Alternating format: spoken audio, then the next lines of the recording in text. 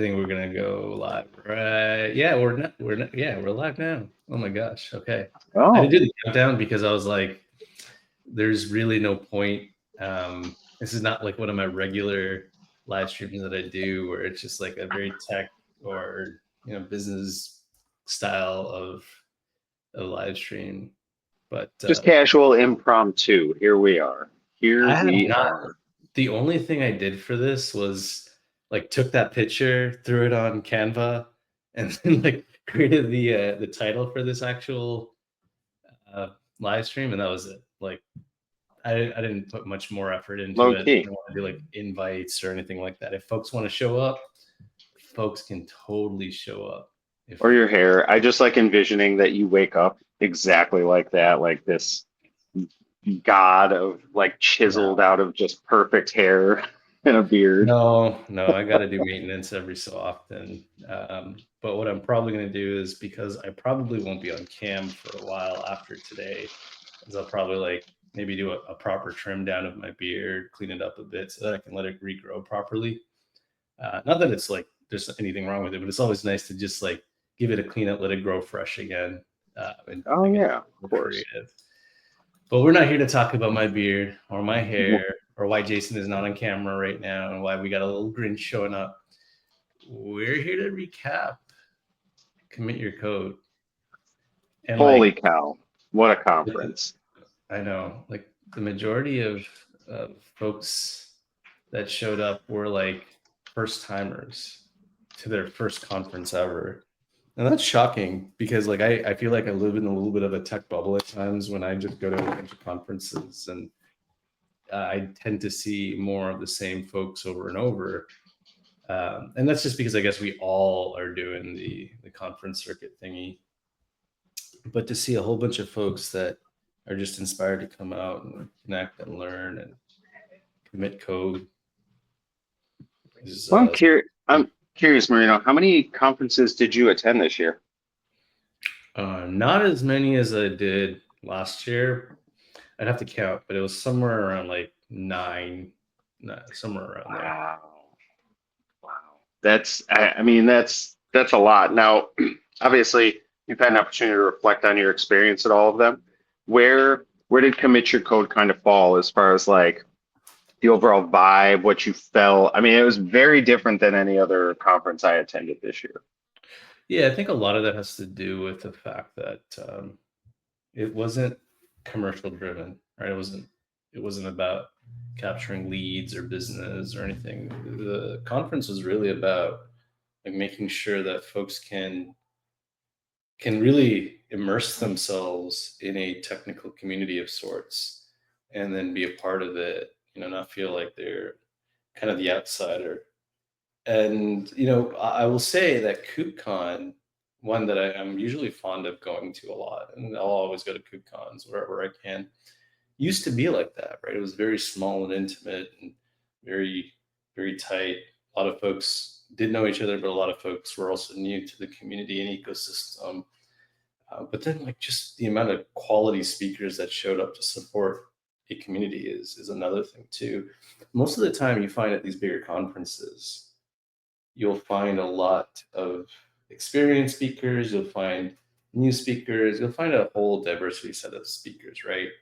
But sometimes you'll also see behind the scenes that some of them are just driven based off of the metric that they might be trying to hit for their org or the team that they are a part of.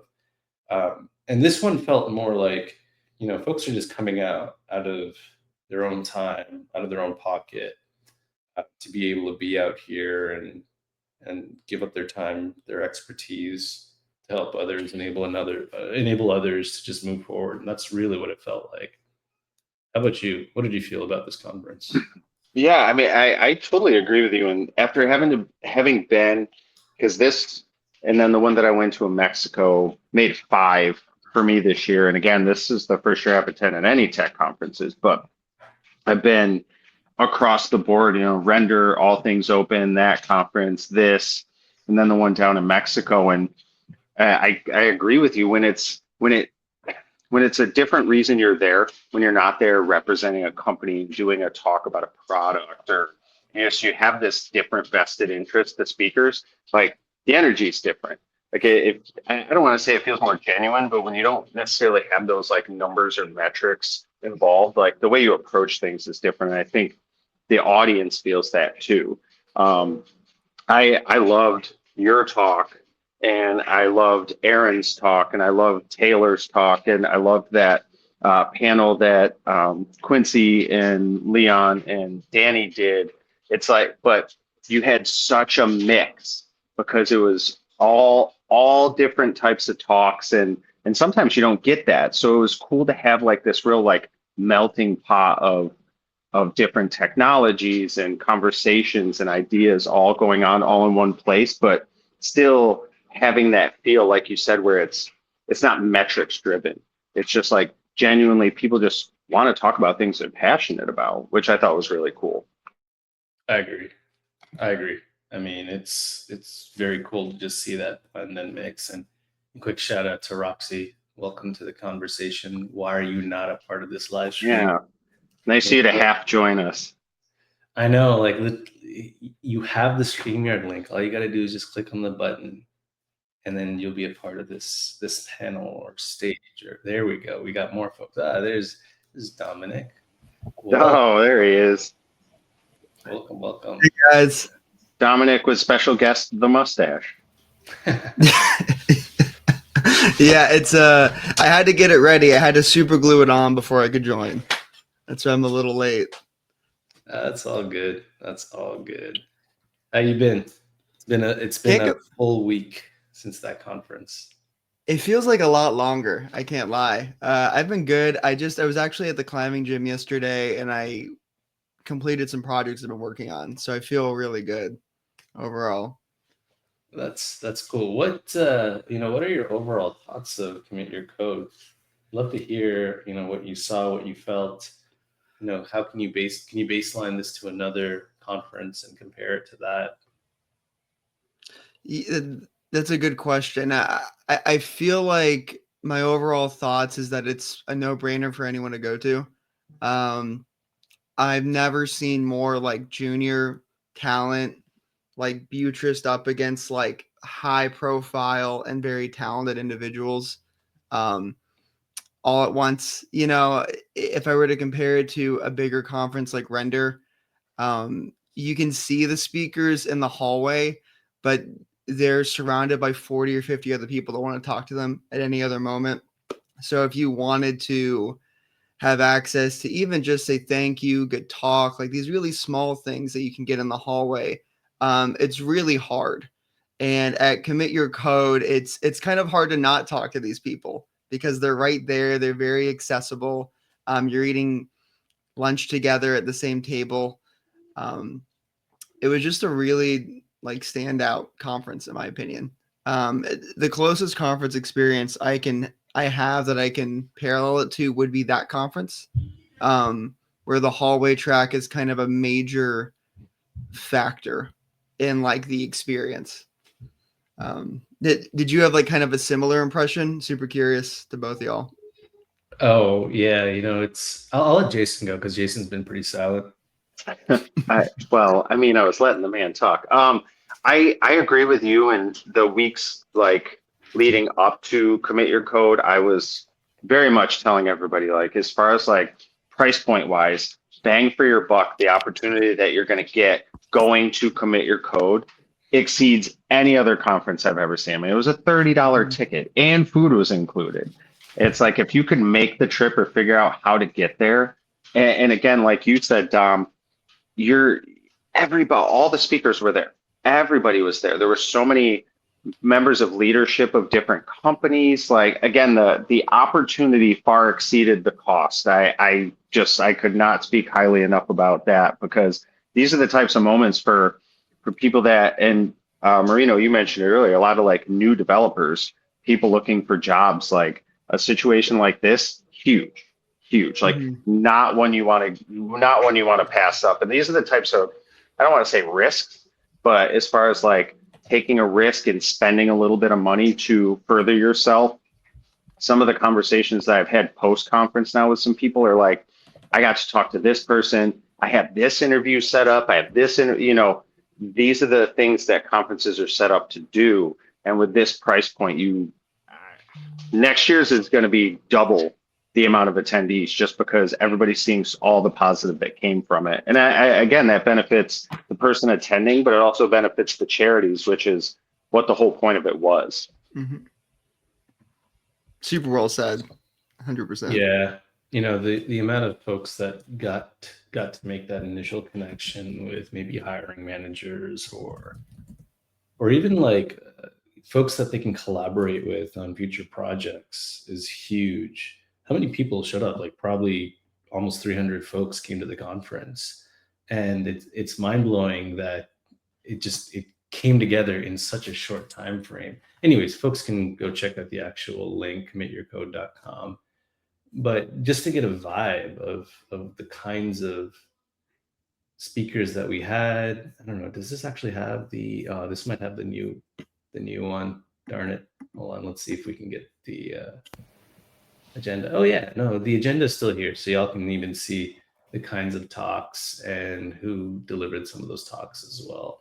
Like this one was so cool. Like the title, My $8,000 Serverless Mistake. That like I actually did not catch this talk, and I think the recordings are also available now, and I want to go check this out because that mistake happens very often. I remember, I think about 4 or 5 months ago, I forgot to turn something off and didn't realize that it actually ate up all the credits that AWS gave me and then started charging me. I had like I think a $4,000 bill or somewhere around there, that which was really nice about AWS when you actually go reach out to them and explain the situation and basically plead ignorance. They'll effectively and I'm not saying that folks should go out and do this, but it happens. Mistakes happen, and they were very forgiving. They refunded me the charges and helped me turn off the service so it wouldn't happen again.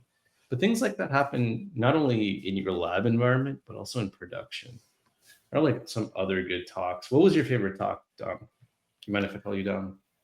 Yeah, totally. That's cool. My favorite talk, I gotta say, Mark Texans. It was really interesting. I think he's a standout speaker always. Like he has a way of commanding the stage. It's much more like an entertainer while delivering like highly technical talks. But as someone that's never really been exposed to the Angular space at all, he was highlighting some of the core features rolling out, not just in Angular, but like across the board as far as what like the next generation of like web apps looks like. I mean, he was talking about signals, which is really, I think Solid.js has kind of started to like really made popular, and it's starting to proliferate. But even going into like, you have all these different LLMs, and they're really good at basically like one core thing, which is like handling information. And so, why not just use them as like a really robust API that you have access to? And that's just like trying to be, is precognizant the right word, but just talking about like what the future of things looks like as far as DX, as far as feature set, as far as like, no matter how good things are, there's always things we're looking to improve. And he did it in 25 minutes, and yeah, super sick. Definitely a standout. Yeah, shameless plug. My talk was great, according to Roxy, who should actually be on stage here with us. It was. Roxy should. It was, Marino. Thank you. Your talk was good. And no, and I'll double down on that. Like what Dom said, Mark's talk, and Roxy mentioned it. Mark's talks are always great. Like I've seen Mark talk before. I've seen Taylor doesn't do anything but talk. He babbles all the goddamn time. So I've seen him talk a million times, but it was good. But I would say between you and Aaron, because Aaron Francis's talk was wildly good as well, but not technical. Yours was technical, and again, your style. And I know you and I had a talk. Like you were up super late getting into town. You were wicked tired, but you still delivered like a really interesting talk given the circumstances. So you should be proud of the fact that you were able to pull that off. But I thought it was great. So I think that my two were Aaron and yours. I appreciate that. Jason, you're being so kind right now. I actually found the video. It's hidden off somewhere in I think the Dallas developers YouTube channel, because Danny streamed like I think to his channel, the Dallas developers channel, and then one other channel too. And like I think he's going to spend some time chopping up the videos and like republishing them or polishing them up a little bit, if I recall correctly. So it's actually really cool. Folks can, focus in on the talks that they want to listen into and not have to watch the entire live stream all the way in it. Although I recommend you should, because there's some really great talks here.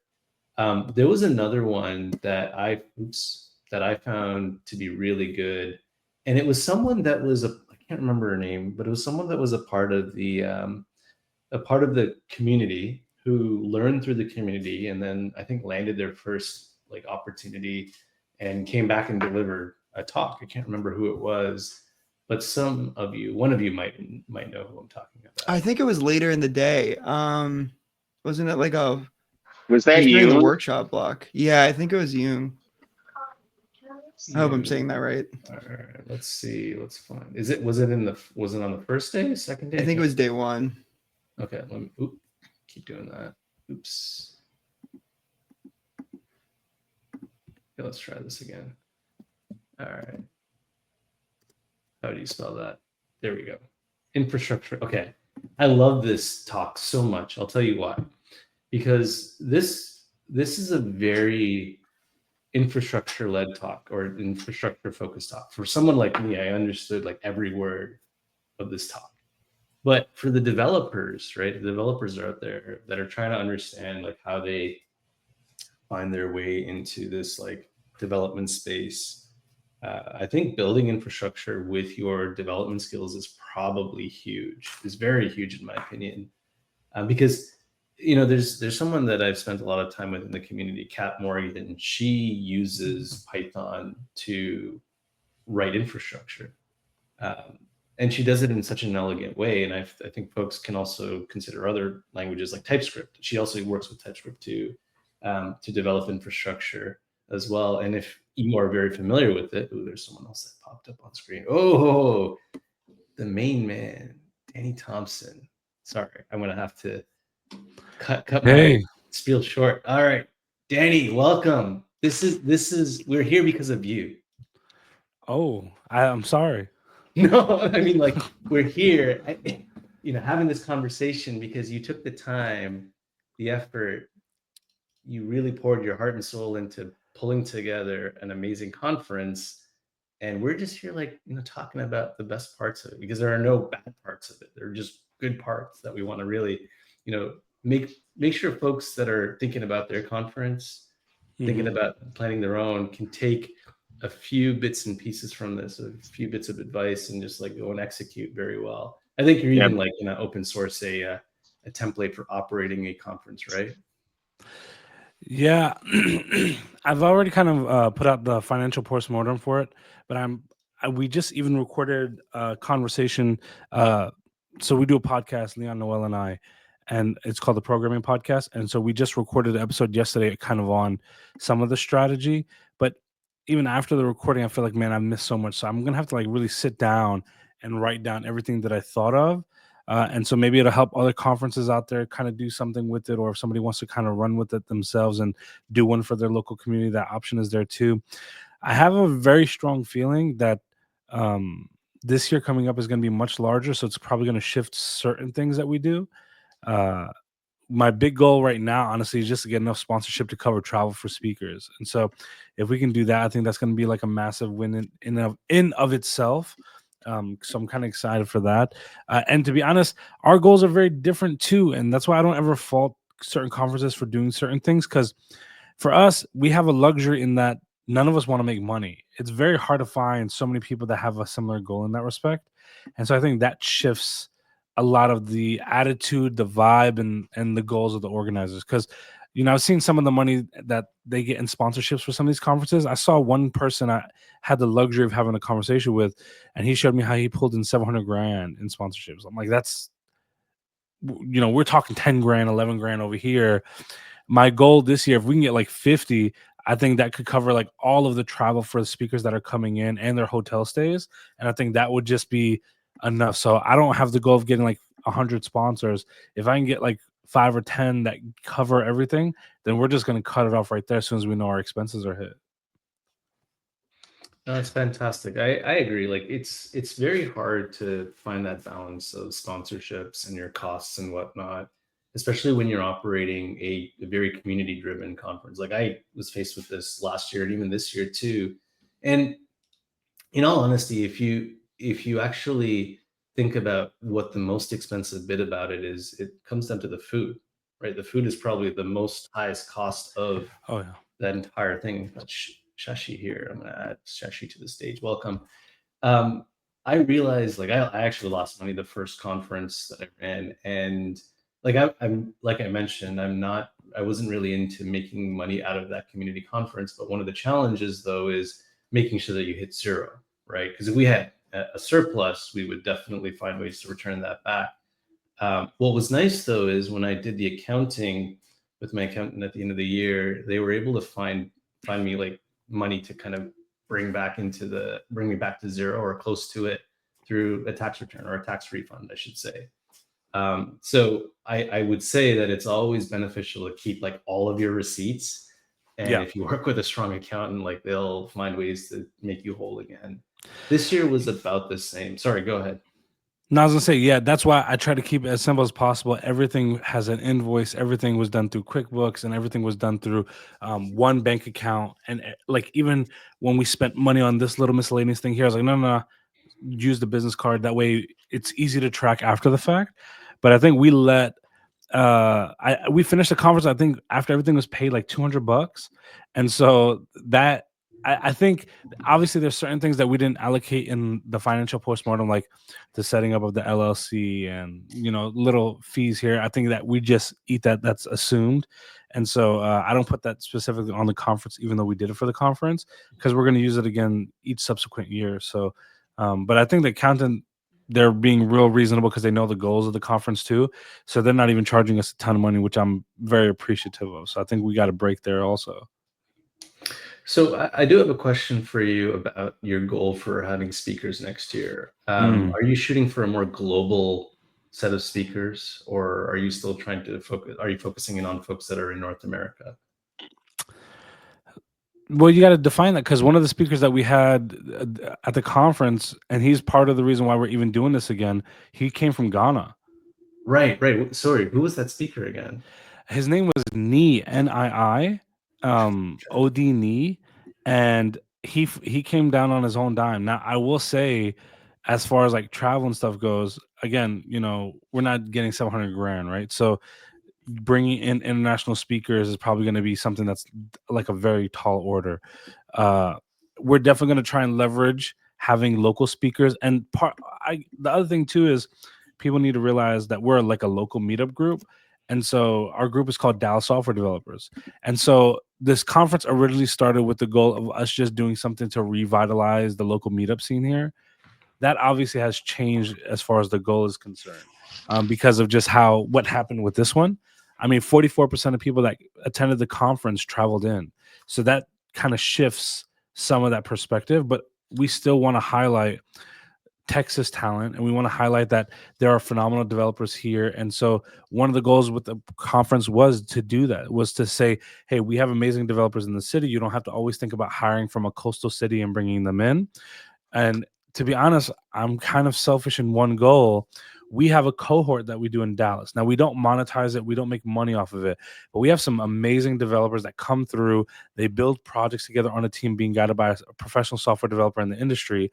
And I would love for those people to get jobs. One of them, who I'm super proud of, actually ended up getting a mentorship agreement with a senior vice president of a Fortune 50 company. And as far as I know, they've already had one mentoring session with this person so far. That was an amazing byproduct of that. But I want to do more of that, to where it's like, hey, we have great talent here. Focus on some of this talent as well. And so if we can get them speaking on the stages and stuff like that, I think that's great. And so I definitely want to do more of that. I love that. I love that so much. I do have one more question for you around the kinds of tracks that you plan to have next year, because I know you had 3 this year: JavaScript, Java, and cloud. What do you plan to do for next year? Yeah. So I would love, it really just comes down to space. Like, that's what it really comes down to. I would love to do a .NET track because that is a very in-demand language here as well. Java definitely has more of a demand in the DFW area. Dallas Fort Worth is DFW, the Dallas area. But .NET is not too far behind as well. And so I'd love to have that track as well. And to be honest, if I'm being really selfish, I would really love to do one dedicated track that is just workshops, just 2-hour workshops back to back to back. Because I've always hated this. And now I will say, in our schedule originally, the 2 workshops we had were set at different times.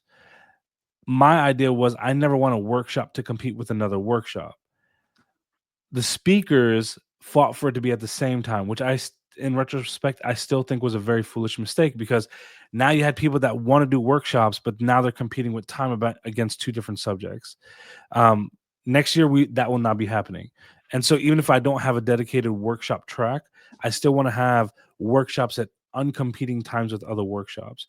And I think the way that one person said it was, at a regular conference, you have a workshop day. To me, that's fucking exhausting. Sorry, that's exhausting. To where it's like a whole day that's just dedicated to back-to-back workshops. I got tired in school, so I can only imagine trying to do and cram all this information in. So I like that barrier of, like, you could do a workshop, you can attend a couple talks. You can do a workshop, you could like mixing up that pace. And so and the other ideas too, for whatever workshop that's playing at that time, there isn't competing talks of that subject at the same time, so you can have an either or.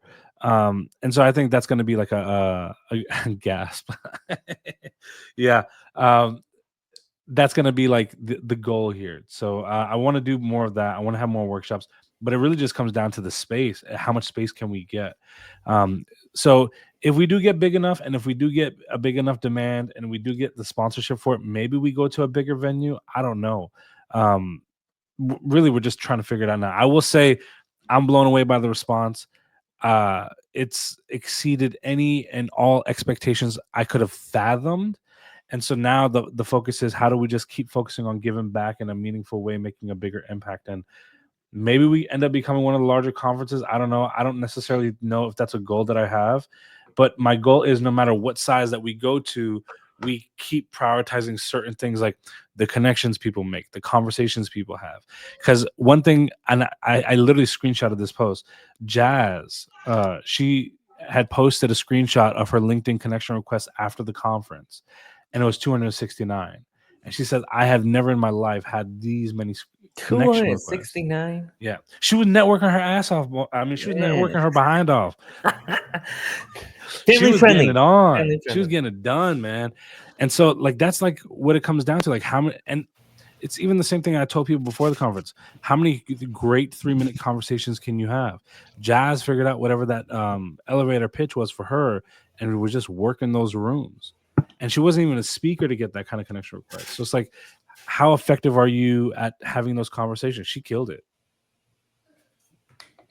Yeah, Jazz has been really spending the time, like, networking this entire year. I was just chatting with someone earlier about, Jazz has been doing the real conference circuit this year, and very intentionally. So yeah, kudos for doing that. It's a lot of work. Like, I will tell you, even just traveling just to do the conference thing is a lot. Mm-hmm. I always joke with her. I'm like, which conference are you not going to?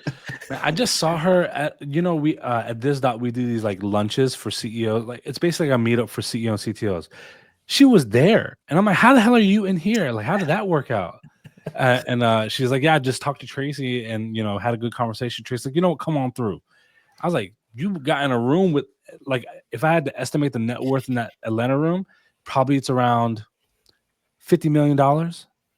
And she's in there networking with them just like that. Like, she was killing it. Goals, total goals. Pretty much. Like that's one of the main reasons that you want to come out to these conferences, specifically yours, Danny, because you really get to network and make like strong, unique connections. It's not just a transactional conference, right? Much like what I've seen in some of the bigger ones. Trust me, I probably run into maybe 200-300 people that I just cannot keep track of and deeply connect with, right? Whereas this one, Danny, your conference just really allowed and enabled that. So thank you. Shashi, welcome. Hey, what's up? Yeah, I would agree with that too, Marino. This conference was community based, and it felt like almost everybody was open to just networking, talking. It didn't matter if you had no job, you were you experienced for 20 years, CEO or executive. Like, people wanted to connect, and people wanted to continue to get to know one another from a personal and a technical level. So it was really good. It totally was. Danny, I want to know a little bit about the food, the decision behind the food, and what threw your mind around trying to get that locked in, because it's usually one of the most challenging pieces, especially trying to accommodate for a variety of dietary needs and whatnot. Wait, before you say anything, Danny, I just want to give you props for the food. I feel like that was so amazing. As soon as everybody saw those tables, literally the energy went like 2,000% through the roof. Taco Bell bar, like buffet. Come on. Yeah, please tell us about that. Tacos. Look, Doesn't get you know better what's than so that. funny is like so I sent out a feedback form, obviously, because we want to improve. We want to know what worked and what didn't work. And the funny thing was some people were rating the food like a 5 and a 6. And I was like, let's be real. When you go to Taco Bell, you know it's going to be a 5 or a 6. So it's like the expectation is right there. So I think we kind of knocked it out of the park. I'll be honest. Like you said, some conferences have a hard time with food. For us, it was a walk in the park. We barely stressed at all. It was super easy. And, I was stressing the hell out, man. That stuff, that those costs jump up real fast. And we learned that the hard way. Especially as I saw ticket sales go up, I started freaking out even more, because I'm like, wow, each ticket sale, because for us, we're not using the ticket sale towards the food cost. That is a completely separate category. Not one penny of ticket sales went to anything else besides donation to charity. Even the fees that came out, because for those that don't know, when you swipe a credit card online, there's a fee associated with that, and you lose money on that transaction. We use sponsorship money to offset the fees to ensure that 100% of every dollar that came in went straight to charity. And so as ticket sales go up, we say, oh, there's another fee. Oh, that's another plate. Oh, that's another thing. And so we had to get real strategic with it. And so I was even telling Leon yesterday that, man, fried chicken Danny showed up for a little bit and was having to work with the kitchens because they don't have this as a catering option. And so I had to work with not just the managers, but the store manager and the district managers to get this to happen, because they're like, we don't do this normally. Like, this is not something that ever happens. And so it was like a month worth of work in logistics and planning with them to even get them in a position where they could do it. So I'm glad I started the food a little bit earlier, because I remember when I was talking with some of the organizers, we were debating on like, when should we actually do this? Because it's just Taco Bell, right? They're just going to make whatever you tell them.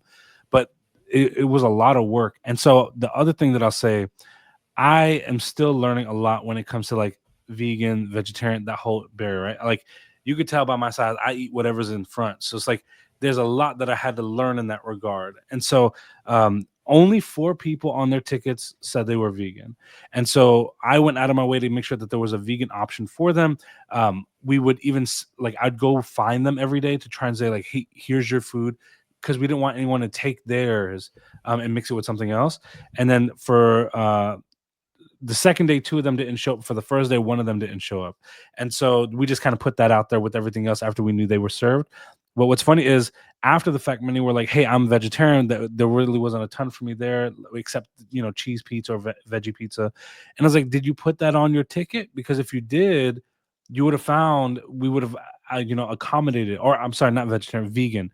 They're vegan. I said, we did it for 4 people. We just didn't know. And they're like, I'm just so used to bringing my own food that I just naturally went that route. But but yeah, I'll say that we're definitely going to try and do more. If we get more money, I would love to get more variety of food options to keep like everything there for folks. Like one person pointed out like they're type 1 diabetic, and so everything on that bar was carb heavy, so that there was no options. Or like Pamela even mentioned that she wished there was fruit. Now that, I'll be honest, that one's gonna be a tough one, mainly because like fruit ain't cheap in America, and so like they definitely hike that up. Anything that's healthy or could keep you alive longer is expensive, and so she was mentioning like yogurts and fruits. I'm like, we got to see what we can pull off on that one. I don't know, but I still want to try and add more stuff in there for next year for sure. That is amazing. No, I appreciate you really sitting there thinking through like all of that for people, because it's a lot to accommodate. There's so many things that can go wrong. So many things went really well though, and that's impressive just to pull it off. Yeah, I really stress out about one thing, and I think this is why I was hard on myself at the conference, and everyone was saying something different. I'm a very big believer in value for time, right? And so when someone comes to my meetup, I'm like, man, they probably drove like 40 minutes, an hour. I got to make sure this meetup is really worth it. So I'm constantly thinking, how can I make my meetups better? When I'm now over here, like people are flying in from different states and countries to be here. Man, I felt so much pressure just because I was like, damn, can I make sure that they actually feel like it was worth the effort, time? And Izzy, Israel Santana, he recorded a vlog of his time there, right? And it was really great to see it from his perspective. But it also like re-emphasized all that pressure that I feel, because it's like, I know what it was like when I was trying to break into tech, or hell, even in my first couple of years in tech. I didn't have the disposable income to where it's like, he said he spent like $560 on the hotel room. Obviously, he spent $30 on the ticket, right? He spent probably, if I had to guess, what, $300 on the flight, $400 on the flight. That's $1,000, right? Like I feel a lot of pressure to make sure you got your value there for that $1,000. And I know if we sold tickets at regular price, now we're talking about $2,000 at that point that he would have spent to be there. But still, 50% off is still $1,000. And so to me, I'm like, damn, what am I doing to make sure that it's worth that $1,000 that this family person has to spend? Because he's taking $1,000 away from his wife, his kids, all these other places. And so for me, like, I really stressed out about that. And so everyone's like, man, at least the speakers were telling me from a speaker standpoint, there wasn't a fire that I noticed, which I feel very grateful for, but I'm sure the stuff that they did notice, and they're being very nice about that. And so for me, I'm really stressed out about those little things to make sure like it's as smooth as possible next year. I think it was cool too to see and meet people from all over the U.S. Yufa came from, I think she came from Seattle, right? Seattle, Washington. yeah. And a few people came from New York. Ryan and Rich came from New Jersey. People came, and I was like, that's cool, because as we know, like, this is your first time hosting this conference, and usually it's just small and locals and stuff, but no, you brought in people, and people came and showed up, and it was it felt like this conference had been running for multiple years. Just the way the level of speakers that came, the people that came from all over, the whole US. So it felt like it wasn't just a first time conference. It felt like y'all have been doing this for a while. So kudos to you guys. Very polished, basically, is how I would put it. That's crazy, because I appreciate that. You have no idea, but at the same time, like there's still things that I've written down. I've got pages and pages of notes. So to be honest, though, like I was even telling, I keep saying this, but I was telling Leon yesterday, I was like, there was so much that I wanted to do that we had to cut simply because we didn't have the money to do it. And what are some examples of that? Well, probably business-wise, it doesn't make sense for folks, but giving back-wise, it does. So one thing was like that experiment that we kind of, I believe, proved it being valuable was the professional photographer giving headshots. It cost a lot of money, don't get me wrong, but the value that people got for it, I think, was tremendous. And so that one I want to do again in a bigger way. There was there was other things that I wanted to kind of do around that realm of where it may not necessarily be valuable, but it would bring value to the people that do it. For example, one that we had to cut that haven't you ever been to a tech conference? And I'm sure we've all been. And especially if you work in tech, one of the first questions you get asked when you go back to work is like, what did you learn at the conference? What did you experience? Tell us about it. Maybe we should have a meeting so you can kind of share some of the wisdom. And so I was like, man, sometimes you get so involved in everything, like it's hard to recall. And especially you're still in like conference fog to where you're like exhausted, can't remember. And so I thought, what is a great way to combat that? What if we gave people in their swag bag like cheat sheets to some of the stuff that's being discussed, some of the new things? But then I was like, what if we take this a step further and also have almost conference level talks in written format that people can use to reference, like on their flight home, they're reading it on the flight, or in the hotel, or when they go back to work, they can kind of reference it. So I wanted to have a lot of printed material in the swag bag. So it felt like you got a lot of stuff, but you got a lot of like swaggy stuff, which, you know, swag is swag, but then you got a lot of stuff that was like printed, hard, valuable items. And because you got it at that conference, I think the likelihood would increase dramatically of somebody actually reading that resource. Like, for example, the one thing that I really wanted, because React 19 just became stable and got out, I was like, if we have a cheat sheet of everything in React 19, imagine how many React developers would gain value out of that one item by itself. And so I want to have more. I want to have that next year. I have a lot of ideas like that I want to do. But I even want to do like what I call the Shark Tank, right? Not like the TV show, but it's a room of 5 interviewers and you have 3 minutes with each one. And it's around the idea of how can you have an effective 3-minute conversation. And and as you talk, the buzzer will go off for the next person to go. And the idea will be the only response you get is a grade of a number, 5, 7, 8. And that's how you know how well you did in that conversation. And so as you audit each conversation, when you go to the next one, you can prepare like, okay, how can I improve this score? Maybe my first conversation was a 3. What should I do wrong to get a 5 on this next one, or a 6, or so on and so forth? And I think that real-time feedback, we could just basically have a line of people going through that room. And as they walk out, they can kind of start auditing how each conversation went. And the beauty of that is like we could have a long line going through it, but in an hour, can you imagine how many people we could affect and help with that one thing? Yeah, Danny, you were saying what, like 43% of people that came there were still looking for their first job in tech? 77% of people that attended were working in tech. 23% were 23. either students or people that were like trying to break in or unemployed at that time. Got it. You know how you do those LinkedIn series? That would be good in person. I don't know about you doing it because you're gonna be busy, but having somebody else, and you know how I do portfolio reviews, like those things, like having stations, like, hey, if you want your LinkedIn optimized, whatever, one-on-one for 5 minutes, 10 minutes, whatever, get in line and do that. Like having intentional stations like that, I think that creates a lot of buzz and that's value, because like in person, you know, like in person means so much more than over the internet and over video channel and stuff. Yeah, I thought about that one too, but here's the problem with when it comes to stuff like that. And I told all the speakers the same thing, like, hey, you know, Q&A, do it outside or somewhere else. And to be honest, one thing that I was really pushing for was people to ask the questions in Discord, mainly because I'm afraid of 2 things. One is the gotchas. Like they finally got the person that they were trying to corner and they asked them a very incriminating, weird question, trying to like catch them off guard, right? And especially because a lot of these speakers were like active on social media, you know, there's going to be someone that they ruffled the wrong way, one way, shape, or form. It creates a very scary moment. But 2 is the unpredictability of the response needed to a question. And so someone could ask you a question like, hey, does this look good? That's so open-ended. You don't know if that's a 30-second response, a 5-minute response. And so when you do those in-person conversations and questions, it becomes really hard to like know how long that review will take.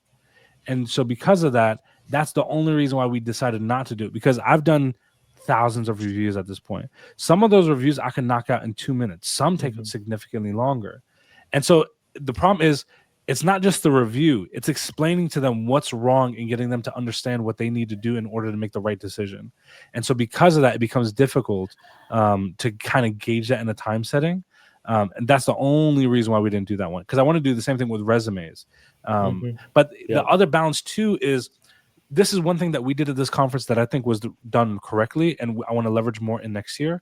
I personally contacted a lot of local Dallas companies that don't know who I am, but I was just basically putting out like a little pamphlet of, we're doing this conference and it is packed with all this value. And I think it would be very valuable for you to send your developers. And so a big portion of the attendees came from that.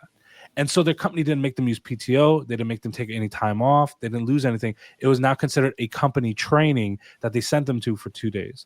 So I need to be very, very careful on how I balance the get a job thing versus there's a lot of value for your organization here. Because for me, the biggest value of these kinds of conferences isn't necessarily just focusing on job seekers, which is great. Don't get me wrong.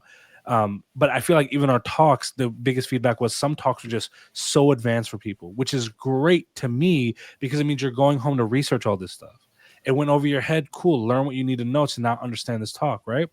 But from a company standpoint, they're going to send more devs and they may present themselves there as well. And so for a junior, it's so valuable to be able to network with those individuals, right? And from a senior level, it is so great, like valuable to network with your peers at that level. And for the senior vice presidents and the CEOs and CTOs that came as well, it's so valuable to have those knowledgeable individuals at a senior level there because maybe you need them for your company or something like that, right? So it's like just value all around. But if we only have job seekers, then that's what the crowd ends up becoming, and we lose all the value of the companies, the CEOs, CTOs, etc. And if we only focus on the high-level people, we're only going to get the low levels. And so the one thing that I've said, it's kind of how I orchestrate my meetups, is people love being able to give back and volunteer or like mentor. But when you mentor somebody, it's a long-term commitment. Shashi knows it was the gridiron thing, right? Like, how many months have you all been working on that thing? It's been forever. But if you can mentor for a day or a weekend, that is way more palatable for the vast majority of people at a senior level than mentoring for 6 months at a time. And so what ended up happening, that senior vice president, he came with really great intentions. He wanted to give back, but he met one person that was like, I really like your mindset. I really like the way that you're approaching this stuff. I like the way that you introduce yourself, and I love your elevator pitch. Boom. Landed an hour. Can you imagine how much that hour would have costed anybody else, like if they had to pay for it? We're talking multi-thousands. Like they're senior vice president of a top 5 financial firm in the world. To then give them back that hour, that's priceless.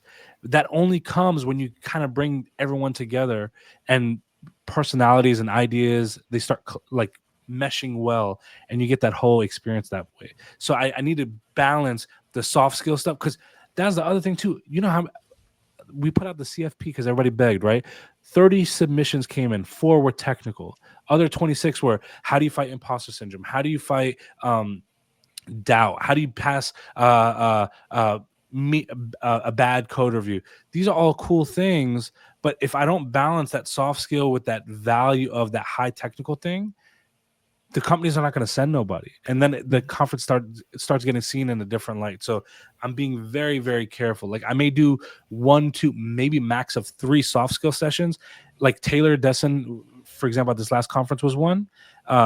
And so his workshop obviously went really well because of the topic and variety of things. Like I love Taylor, but I don't know if I'm going to leverage too many of those, because then the companies might see it as something completely different. So workshops are an interesting thing. I feel like most people get the opportunity to really see the thing versus like hear about it. You know, Yeah. hopping on stage and talking about an idea is always good, but it doesn't go as far as actually doing the thing with your hands and with your actual computer. What kind of workshops, and I'm asking because I'm willing to do one for Commit Your Code next year. What kind of workshops do you think would really benefit the community? I think anything that can help someone get from A to B, regardless of where that is, right? And so I want to have beginner-friendly workshops, but I also want to have workshops that are so advanced that established developers are like, this is something I need to work on. So I think figuring out what that balance looks like is always going to be a tough one. But like, for example, Adam Rackus did a TypeScript workshop, right? And that one, the praise on that was really good. I think he would have had way more people in there if it wasn't at the same time as Taylor's, just because of that subject matter. And so that's another reason why I want to have them at different times. And they were originally at different times until they both asked for it to be at the same time. but I would say even with the TypeScript one, having like an advanced generics one would be fantastic, where people can kind of dive into that. Or then, for example, if you look at like the cloud side of things, I think that, and again, I'm not super well versed in cloud, but I think taking some advanced concepts in there would be great. And then maybe having one where it's like, I don't want to say like an intro, like you're new to cloud, try this. It needs to be more advanced than that, because otherwise they can just get on AWS or GCP and follow those code labs and kind of take it along. And so I think it needs to be more advanced than the average code lab, I would say. I would go as far as to say, like, Yoon and the talk that she did on infrastructure as code, like that should be a workshop. And I want to see developers learn how you build infrastructure with their already existing skill set around JavaScript, TypeScript, whatever. We talked about this before you showed up, but I was just like blown away by her growth, like how she went from being a part of your community to getting that job to actually delivering a talk. Yeah, she's one of my favorite people and one of my favorite stories. For those that don't know, Yoon went through our cohort program, which we're about to announce in February, the next signups. It'll be we're getting leads and stuff now. But she went through the cohort program and she ended up landing a job at NBC Universal. And then from there, she came back and she led a team in the cohort. And then from there, she gave her very first conference talk, and someone from her cohort landed a job. So it's like that cycle, just giving back. We don't monetize a cohort. We don't make anything. To be honest, we actually lose money every cohort. But regardless, like, and one thing that we're doing new with the cohort since the last one was we combine it with a meetup, the cohort graduation. So that way people are there for a meetup with like a very big name speaker. For that last one, it was like the principal architect at Netflix. He was doing a machine learning talk. And so it's like, hey, I'm glad that y'all are here for this. But before he's allowed to hit the stage, we have our cohort graduation. And so the people that were there in person were able to showcase their projects and like walk across the stage and all the good stuff. And so it's like great visibility. But the projects they build are actually worth having a conversation about. Like we had people that built projects on like an AI facial recognition application for a workplace. So if it would unlock if it recognized a user, and it would log false attempts of people trying to break in and keep it in like a secure console. That way that security or admins can kind of see it. We created like an inventory tracking application for a mom and pop auto repair shop, where it would track inventory, and based on the number of customers coming in, it will find out when inventory is about to run out and automatically reorder it from the manufacturer, so that way the store never runs out of product. These are the kinds of projects that when you go into a business and talk about it in an interview, they thrive. And so I want to get more people from the cohorts obviously being a part of this. I obviously want to get more people just all around. Like if we can get the whole development community around, and like some of the speakers we've already locked in, next level. Like and I can announce it now because it's on the website. The day after the conference, I locked in the CTO of portfolio management at PepsiCo, and so he's gonna be one of the speakers there. I'm trying to get like more like key decision makers for businesses to be there, so that way they can kind of get behind the community and whatnot. But also like the amount of wealth that they're gonna have, because they don't have quote unquote prepared talks, right? So I know some speakers, they travel the world because their living is made on speaking at these events. But if you get like a high level exec, they're not going to tell you a prepared talk on a topic. They're going to tell you exactly what they're seeing in the industry right now, and they're going to prepare some on that. And I think that insight's going to be super valuable. Like that talk from Jerry, I love Jerry, by the way, but Jerry gave a talk on AI and how his company is using it versus like a generic AI talk. The amount of feedback, like Jerry was considered by 65% of people to be a standout, memorable speaker in a talk that they would recommend again. And that's with them not even knowing who Jerry is. So I think that's got to be a big deal. Well, then I'd love to pitch you a question, Danny, just super quick. I know earlier you were talking on like a big key point for you for next year is getting like funding for speakers. Is that like the highest priority thing for next year in your mind?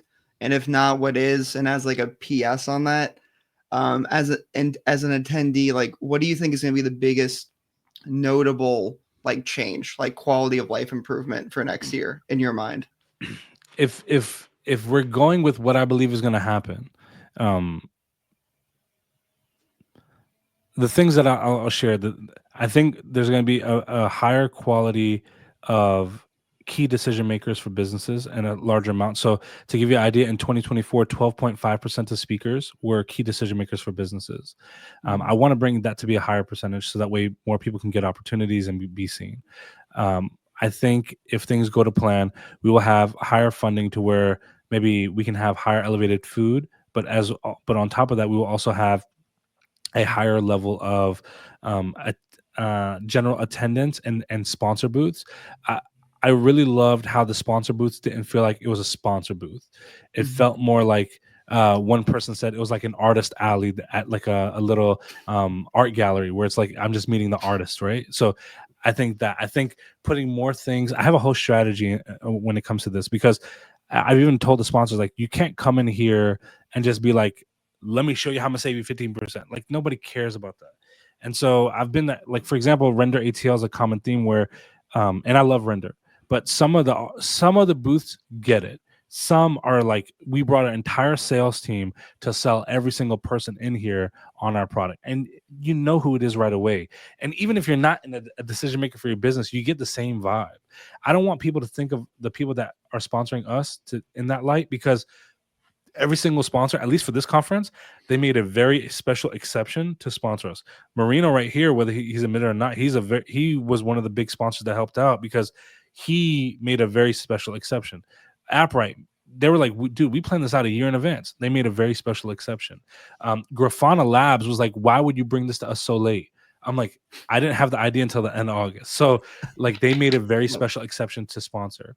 And so I've even been coaching them like, hey, when you come, like, don't be pushy, don't be salesy. It's not going to work. And so I think they took that advice really well because I don't feel like anybody felt like that. There was like one potential sponsor, and as they were trying to sell me on the calls, like, you know what, this is not going to work. And so we could have definitely used that extra $1,500, but at the same time too, I think it would have just been a bad experience. And so I think part of the things that we're trying to pitch for this year is to obviously sponsors, at the end of the day, the return on investment is where they're going to see the value. So I need to make sure like they feel something for it, but I also want them to kind of get involved with it to where it's like, hey, I do want you to be at this event, and I do want you to have somebody here that is experiencing it in a developer way instead of just a sales way. So that way they can see like the bigger picture. So for me, the biggest things like priorities, speaker travel, I'll be honest, that's number one right now. And food, because that ate at me the whole time. Like I lost sleep over that one. I felt so much guilt, and I probably shouldn't, but I really felt it. I still feel it, to be honest. That's why after the conference, I sent every single speaker a very personalized thank you. That took me almost 3 hours of just sitting at my desk and just recording each one to make sure that they knew. I really want us to be able to cover speaker travel. There goes Dennis. He's one of the organizers, and he's also the admin of Commit Your Code and Dow Software Developers Group. We do our events together. That's my brother, man. But definitely, and a twin dad. Yeah. But definitely speaker travel. I want to be able to cover that because I felt guilty the whole time. I want us to be able to cover food, and if we can increase quality of food, I think that's going to always be great. I want to do more things like the professional photographer, where it's like, hey, we have this thing going on now and this thing where we can just give back. My mind's racing with a bunch of ideas. I'm always open to more, but it's really racing with a bunch of ideas there. I want to be able to do like more things that we did, like after the conference, we had that social where everybody got to hang out and meet and stuff like that. So I'd love to do stuff like that where it's just people being people instead of being sold to, and you know, even like I love Render's thing that they do on that rooftop, and I'm using Render because I think that's an example everyone here knows, where it's like that rooftop party, but I feel like it's too much. And so I want to kind of do something where people can just actually just connect, hang out, stuff like that. So I got more ideas around that in particular, and like All Things Open, I think there was a great example of that. But I want to do more stuff like that. And so if we can try and just get more people together in that regard, just making connections, hanging out, having a good time. And then, of course, learning by osmosis by the people around you. I think that's going to be a win. I love that. You know, there's so much to think about, but I also want to bring on stage Roxy. Roxy, tell us a little bit about your experience. Sorry to put you on the spot because I know you're like looking at your phone like, hey, tell us a little bit about Commit Your Code from your point of view. Yeah, no, I really loved it. I loved that I could drive there. And of course, you know, the $30 price tag made it to where paying extra to stay at a hotel wasn't as big of a deal, because it was affordable. And even then, like, I know a lot of people room together and everything. I, as a parent, enjoyed my my solo room. Um, but yeah, and everything was really close. So even if, um, for example, like I had my car there, so even like picking people up and taking them to the conference itself, I think some people walked, but it was really cold. So picking people up and taking them to the establishment, like it wasn't a big deal at all because everything was really close. Same with the after conference events. That was very open, and parking was easy, drop off was easy, and then of course like that it's definitely one of my favorite like bonding moments with other attendees and everything. Yeah, and then it was overwhelming having so many speakers in a day, but I loved like not it was also like it was broken up really well. So I was able to hear so many different speakers and not be overwhelmed with like an hour of information on their specific topic. Which is always great, for like note takers, but it does kind of bog down your brain. So yeah, and then there were of course brain breaks, and people could like run out for a coffee really quick or grab one right there. Yeah, so I mean, I just for 2 days that were jam packed full, like it was definitely worth it, and I feel like I strengthened a lot of connections. I met new people, hung out, got to see my friends again. So it was awesome, and I feel like I'm getting closer. I just I need to work on stuff on my end. And so just for the record, and it's because Dennis is here, so I want him to hear this. So you liked the 25-minute length where it wasn't an hour sitting in a talk? Yes, yeah. So I know that some of the speakers felt rushed, and I know that sometimes it was a lot of information. But I did appreciate that so that I could, I don't know, maybe it's my ADHD, but I definitely appreciated like the shorter talks. And it could vary depending on the topic, but yes, like I personally liked that. Yeah, we were having a debate on this, not just with him, but some of the people in the Discord, to where they were like, the talks need to be like 45 minutes or 35 minutes.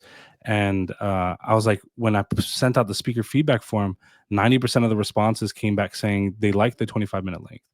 And they couldn't believe it, but it's because of that reason. For me, it was a strategy, right? The way that I looked at it is you have 2 talks an hour. So we all know the hallway track exists. People go to the hallway, they hang out and talk. And so it's like you could attend a talk and then speak in the hallway all within that same hour time frame, instead of just having one talk there. Then you feel like if you skip out on it, you miss a lot. And so it gave people a lot of variety and options. But the other thing that I did too is I would walk in the hallways and remind people that certain talks are going on, just because I've been a victim of this at conferences where I have great conversations, and then I realize, dang, I missed that one talk that I wanted to hear because I got involved with this. And so that was like the whole strategy around that. And it worked out really, really well, in my opinion. And so kind of happy that there's someone else in real life supporting the talk times. And so we can stick to that 25 instead of going to 45.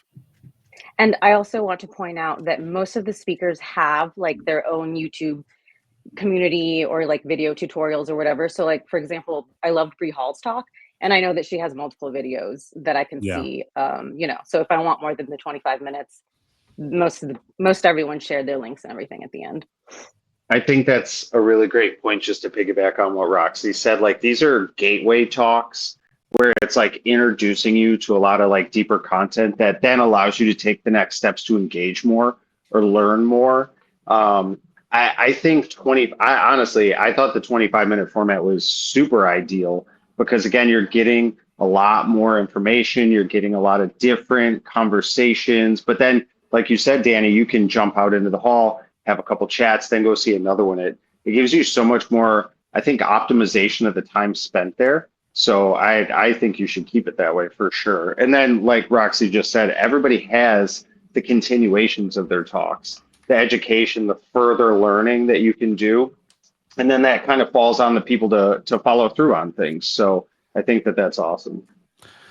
Well, I am actually late. I need to drop off. I have to go meet these execs for this thing, but it was amazing hanging out with y'all. I reshared all this good stuff. So, hopefully get some extra visibility there. But honestly, I didn't realize y'all were doing this until last night when I saw it in that chat.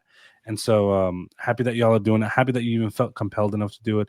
If there's ever way I can help y'all out, please let me know. And COIC 2025, I believe we're going to be doing in September. So that's the lookout right now, end of September. It seems to be like the only time that I found where there is no other real competing conference. And I felt bad that we competed with AWS reInvent, and that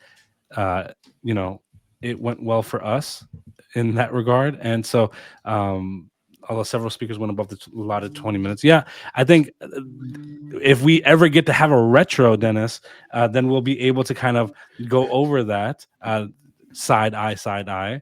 And so I will say, though, that I do think September will be a great time. It won't be cold, so all of that will be there. It may be hot. We'll figure that one out. But I think that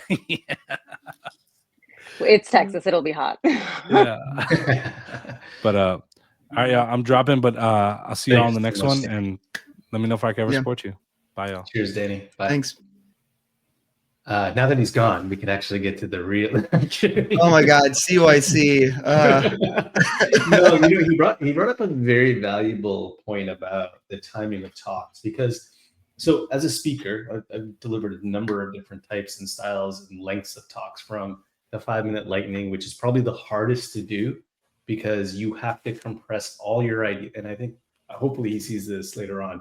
Lightning talks are great. Because you're forced to convey your ideas in a short time frame. It's very much like a tweet. If you don't have access to Twitter Blue or Premium or whatever it is, you literally have to confine your ideas to a single tweet or thread it out. And I love that because it really forces you to cut out the BS, focus on the key ideas, and deliver. But then on the other hand, workshops are really good too, like the 2-hour-long ones where you're just like deeply engaged. It's a balancing act. I'm actually curious, would any of you actually decide to submit a talk next year for the next Commit Your Code? I've thought about it. I definitely. I've had like a non-technical talk I've wanted to give for a while, but then Danny tweeted out that he got like 40 non-technical talks, and I was like, well, I'll do the one at my local meetup or something, and try to find like maybe a technical talk I could do. I would propose something, and if folks are also watching in, this is a great idea for y'all to pull together and deliver a workshop together. Like, I don't think there's a limit on, okay, maybe there's like a limit, you can't have 30 people delivering a workshop, but 3 or 4 of you get together and say, hey, we're going to deliver this workshop, which also means you're going to have to collaborate, build it together, make it available after the workshop, make sure that it's a solid delivery. I think that's a great idea. Actually, that was something I was thinking about doing.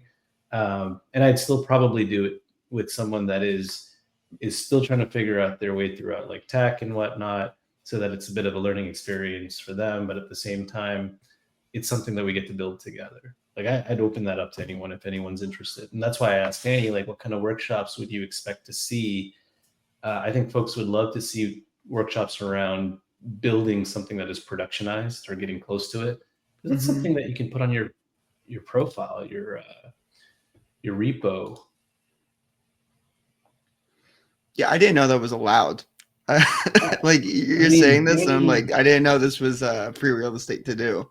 It's a cool idea. I think it's definitely free reign, right? Like I don't think Danny's got specific restrictions on what kinds of talks. I mean, sure, you're not going to come in here and talk about medical stuff or whatnot, but I think he's very open to those ideas, especially if it's very collaborative amongst the Commit Your Code community. Jason's been so silent. We haven't seen him once on camera. He's the Grinch. I'm going to definitely pick on Jason a little bit more. Were you talking about workshops? Sorry, were you talking about workshops during the event? Workshops? Yeah, workshops. Absolutely. Like Taylor's or what? Or Taylor's is one style, right? Where he's really driving y'all to improve upon your LinkedIn professional profiles and make yourselves more marketable. But Danny was also alluding to this other side of skills, the hard skills, the stuff that, people will look at you and can really see that you can provide value back to their organizations as well, and back to something that they're building. And those hard skill workshops things like working with Git. How do you do Oh, branching? like Adam's TypeScript one. I mean, are you Oh talking yeah, about like I did not featuring? catch Adams. I did not catch Adams, unfortunately, because it was like 4 hours long, and I have a limited attention span. So I'm Jason and I sorry. left Taylor's to go to yours because his was also in the 2 hour one, and then we popped back Yeah, in. I think 2 hours is a lot. I even think like, but the thing is, if you do anything less than 90 minutes, it's not enough to convey your ideas. But I still think workshops are very valuable weaved into the conference. Danny mentioned the idea of like having a dedicated workshop day. Absolutely not. It's not ideal because there's just too much information to ingest. And if it's not stitched together and if it's like all over the place, you have a workshop on TypeScript and another one on Kubernetes and then another one on like, working with Git. Some of this is related, but it's not tied or stitched together. But I like his idea where he'll weave it into the day, and so folks have the opportunity to kind of pick and choose and cherry pick where they want to go. Yeah, I also think if there's more workshops, it kind of in the aggregate balances out like shorter talks. It's like you have more options for like dense material and going really in depth, and then you have more options, or like I guess the same amount of options for 25-minute talks. That seemed like kind of a contentious item, but I also liked it, and as in regards to the 25-minute talks, and I feel like it was non-standard, and that's why there was a bit of trepidation with it. But by next year, like having that as like a standard and then doing more workshops would be really cool. Yeah, it would be amazing. Workshops are great. Lightning talks, regular talks. I also like really hope to see a lot more of that after event social stuff going on, only because that's once folks get maybe not alcohol but just are in much more of a relaxed setting, they tend to just be a lot more transparent and open and willing to have conversations. But when you're actually at a conference, it can be a little transactional. It can be hard to just be yourself, be a little bit vulnerable because you've got a little bit more focus towards going to talks and stuff. So what I hope is that if he's doing this again next year, there should be a pre-conference social where everyone kind of gets to meet ahead of time and then start. I think you all did that too, right? I missed it. There might have been a speaker. I think it was just a speaker one. Yeah. The night before, the first night. Yeah. And that's good too. But I also think like I've seen this, and I've seen the experimentation of this where if you just invite everyone before the event, you're not going to get the entire set of folks coming out, but you give the speakers a chance to interact with some of the attendees ahead of time and encourage them to come to their talks, right? It's kind of like an immediate, like, here's why you should come to my talk and support my talk. And maybe you'll learn several things out of it. But it also just helps attendees feel a little bit more comfortable with when they first walk in there, especially if it's not their first time being at a conference, because it can be very, very overwhelming. You don't know where to go, where to navigate, what to do. Also, you wouldn't know anyone there if it's your first time and you've never actually been at this community. I mean, I've been there before too, and it can be intimidating too when you see like a bunch of folks that already know each other doing their thing, and you're just like kind of the your own thing, you're doing your own thing, trying to navigate that. Danny left a comment here: speaker social on Wednesday, all conference social on Thursday. Yeah, What is he doing? Get to your meeting. No, get to your exact. Never stop. Actually, it's interesting he mentioned that, and then Tessa made a comment about wanting to hustle a little bit harder. It's in this group DM. I mean, everyone that was at Commit Your Code is welcome to that group DM. But around like getting access to those execs is interesting because execs are no different than us as humans, right? They just work a little bit differently, or have done certain things, or have been in the right place at the right time to get that opportunity, right? I can't remember who said it. And there was something about being at the table. Maybe it was Danny. I feel like it was Danny that might have said something about, being at the table of execs, and what you can bring for them or what you can do for them. Or maybe it was someone else, I don't know. I agree with that sentiment a lot, because there is something that you can always offer folks, right? You can always offer your skills, your services as value to them. And, it really comes down to thinking about how we can get more execs at some of these conferences too, because they need to be able to see what goes on like beyond those levels of management. If you actually remove those layers of management in your organization and actually get to see what people are doing, how they're interacting, how they're moving things into production, the decisions that they're making behind the scenes, what actually drives them, right?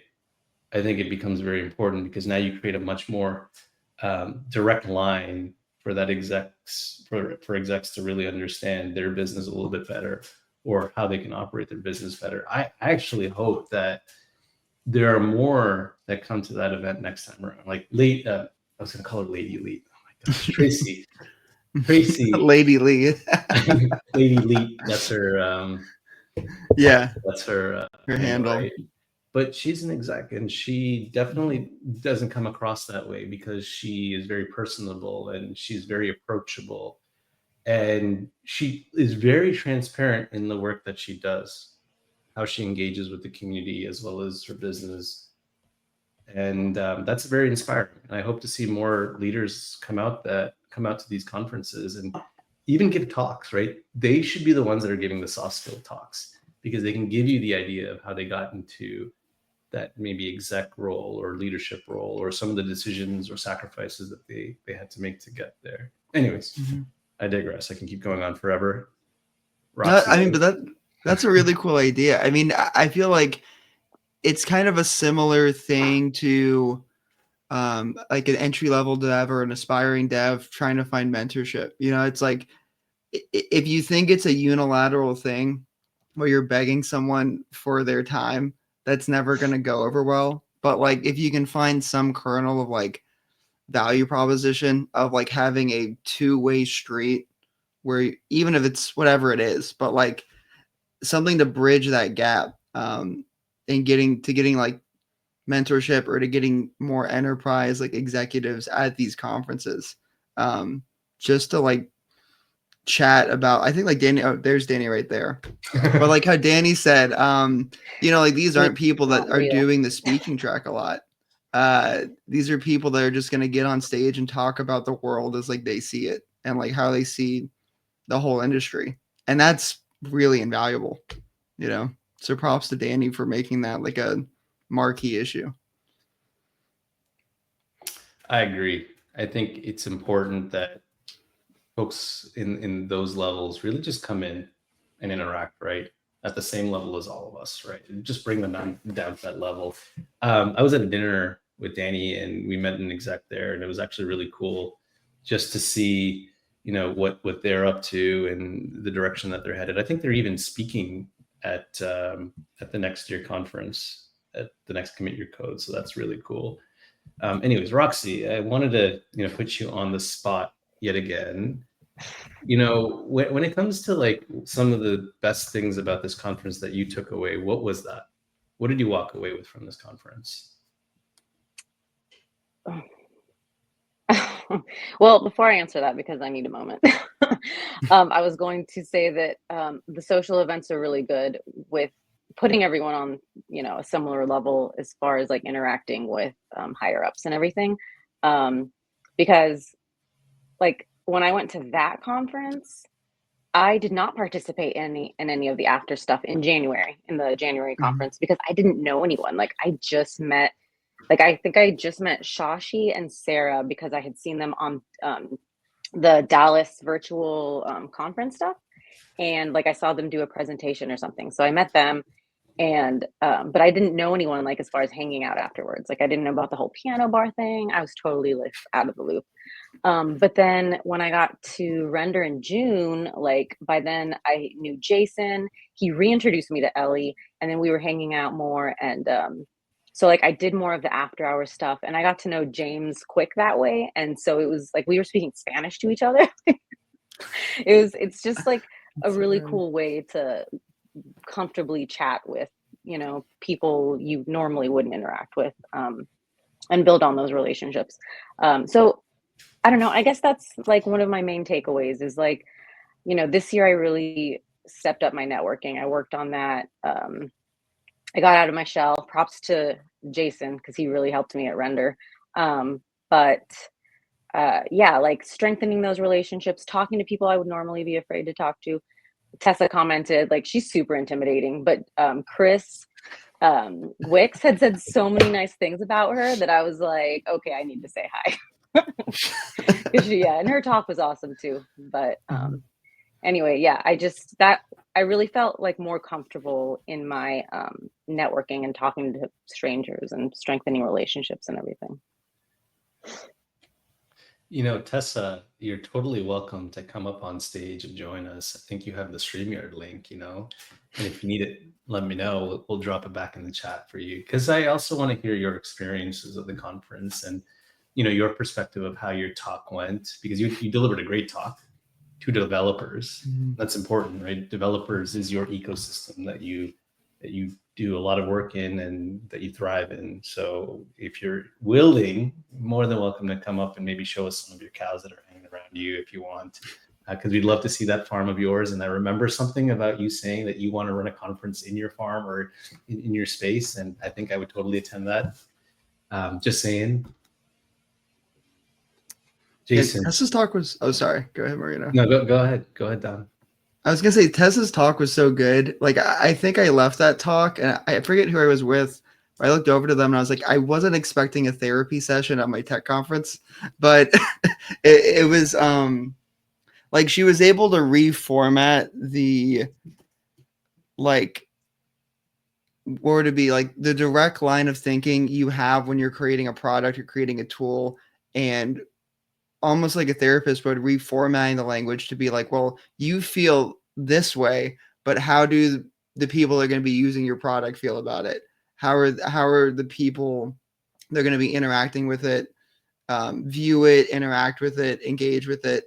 And I was like, oh wow, this is like a kind of a soft skill therapy, like reformatting the language of how you process feelings during development.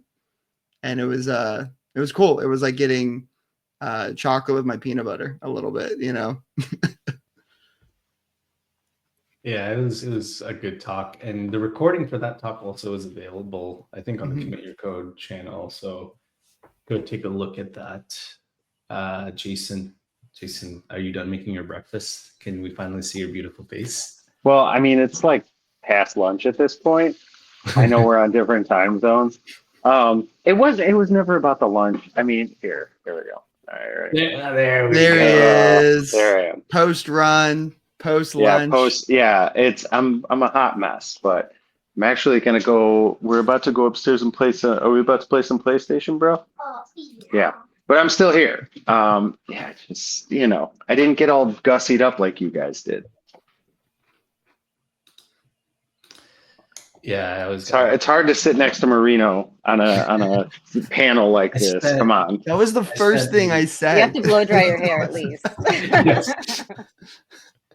I think it was like the morning keynote, and Marino, I was sitting in the front row, and Marino sat next to me, and he was like, "Hey, how are you? I'm Marino." And I was like, "How did you get your hair like that? Like, how do you do that?" I joked around this morning when we got onto the call. He's like, yeah, you know, I just hack GPUs on my computer and stuff like that. No big deal. It's a Sunday. I was like, yeah, you do just wake up like that, don't you? I can tell. No mention of the fact that he had to just prepare the quaff and all these, because he doesn't have to. This is just Marino. This is Marino on a bender right now, and he still looks that great. But like the Christmas sweater yesterday, like we couldn't even see the Christmas sweater because your hair is like taking up. Like, yeah, that's entirely true. Someone sent me one of my friends sent me a comment on Instagram because I posted it there too, and they're like, your hair is getting taller and taller, and I'm like, oh, I don't know how that's possible. I guess when I blow dry it, it adds some level of volume. Some days it's good, some days it's do blow not dry that it. good. I do. You wouldn't Johnny wanna Bravo over here. Literally blowing my corner of the shower. Marino Bravo, I love that. That's the thing. When women become jealous of your hair, you know you have something working for you. Who said I was jealous? I didn't say you. Okay, maybe a little. It's been super fun, guys. I got to cut out, unfortunately. Got to go get lunch. But thanks so much for having me, Marino. Really good talking to y'all about everything. And yeah, I'll definitely be hitting you up about some sort of group workshop, at least talking about it. That's super interesting to me. Absolutely. Great to have you here, Dom. And it was nice meeting you in person. Hope to see you soon. For sure. Cheers. Ciao, everybody. Good hanging out. See you, Dom. So we are still going because I'm actually waiting for Lawrence to show up. Lawrence had some words to drop about the conference, and actually, Lawrence and I, we actually met for the very first time in Atlanta for Dev Nexus, and we maybe hung out for like maybe 5 minutes. And I was hoping that because I knew he was coming here, we'd spend a little bit more time. But I think, if I'm not mistaken, Lawrence had to head out after day one, because I didn't see him around day two. And for those of you that don't know, Lawrence is really big in the Java and even Kubernetes ecosystem, if I'm not mistaken, too, especially with the Dean. Hopefully he'll come around and talk to us a little bit about his experiences about Commit Your Code, because I really want more people to show up to this event as well. Like I think this should be the flagship event in the US. Like Dallas developers has just scaled to Commit Your Code, and all of a sudden now you have people across the world that want to run their own conference, and that's not going to happen. Not with Commit Your Code. They can run the conference for sure, but that kind of momentum and energy is starting to really flow in different ways, and it's really cool to see that. Like I would totally run another conference, but it's a lot of work. I can tell you, like, firsthand, the two conferences I ran last year and this year, they're fun. I ran a tech conference, KubeHuddle. I did it a little bit differently. It was still community focused, but at the same time, what I was going for was a little bit more elaborate than what Danny went for. Danny he just hit the target. I, on the other hand, we got a CYC coming on. I don't know who CYC is, but they're gonna have to turn on their camera very soon. This feels dangerous. Yeah, so are we about to get trolled? All right, see ya. I'll leave them off until they turn on their camera. I'll even mute them, and if I really need to, I can boot them later on. He says it's Danny. How do we know? It says it's Danny. LOL. It's okay. Donnie Timpson. It's Danny's cousin.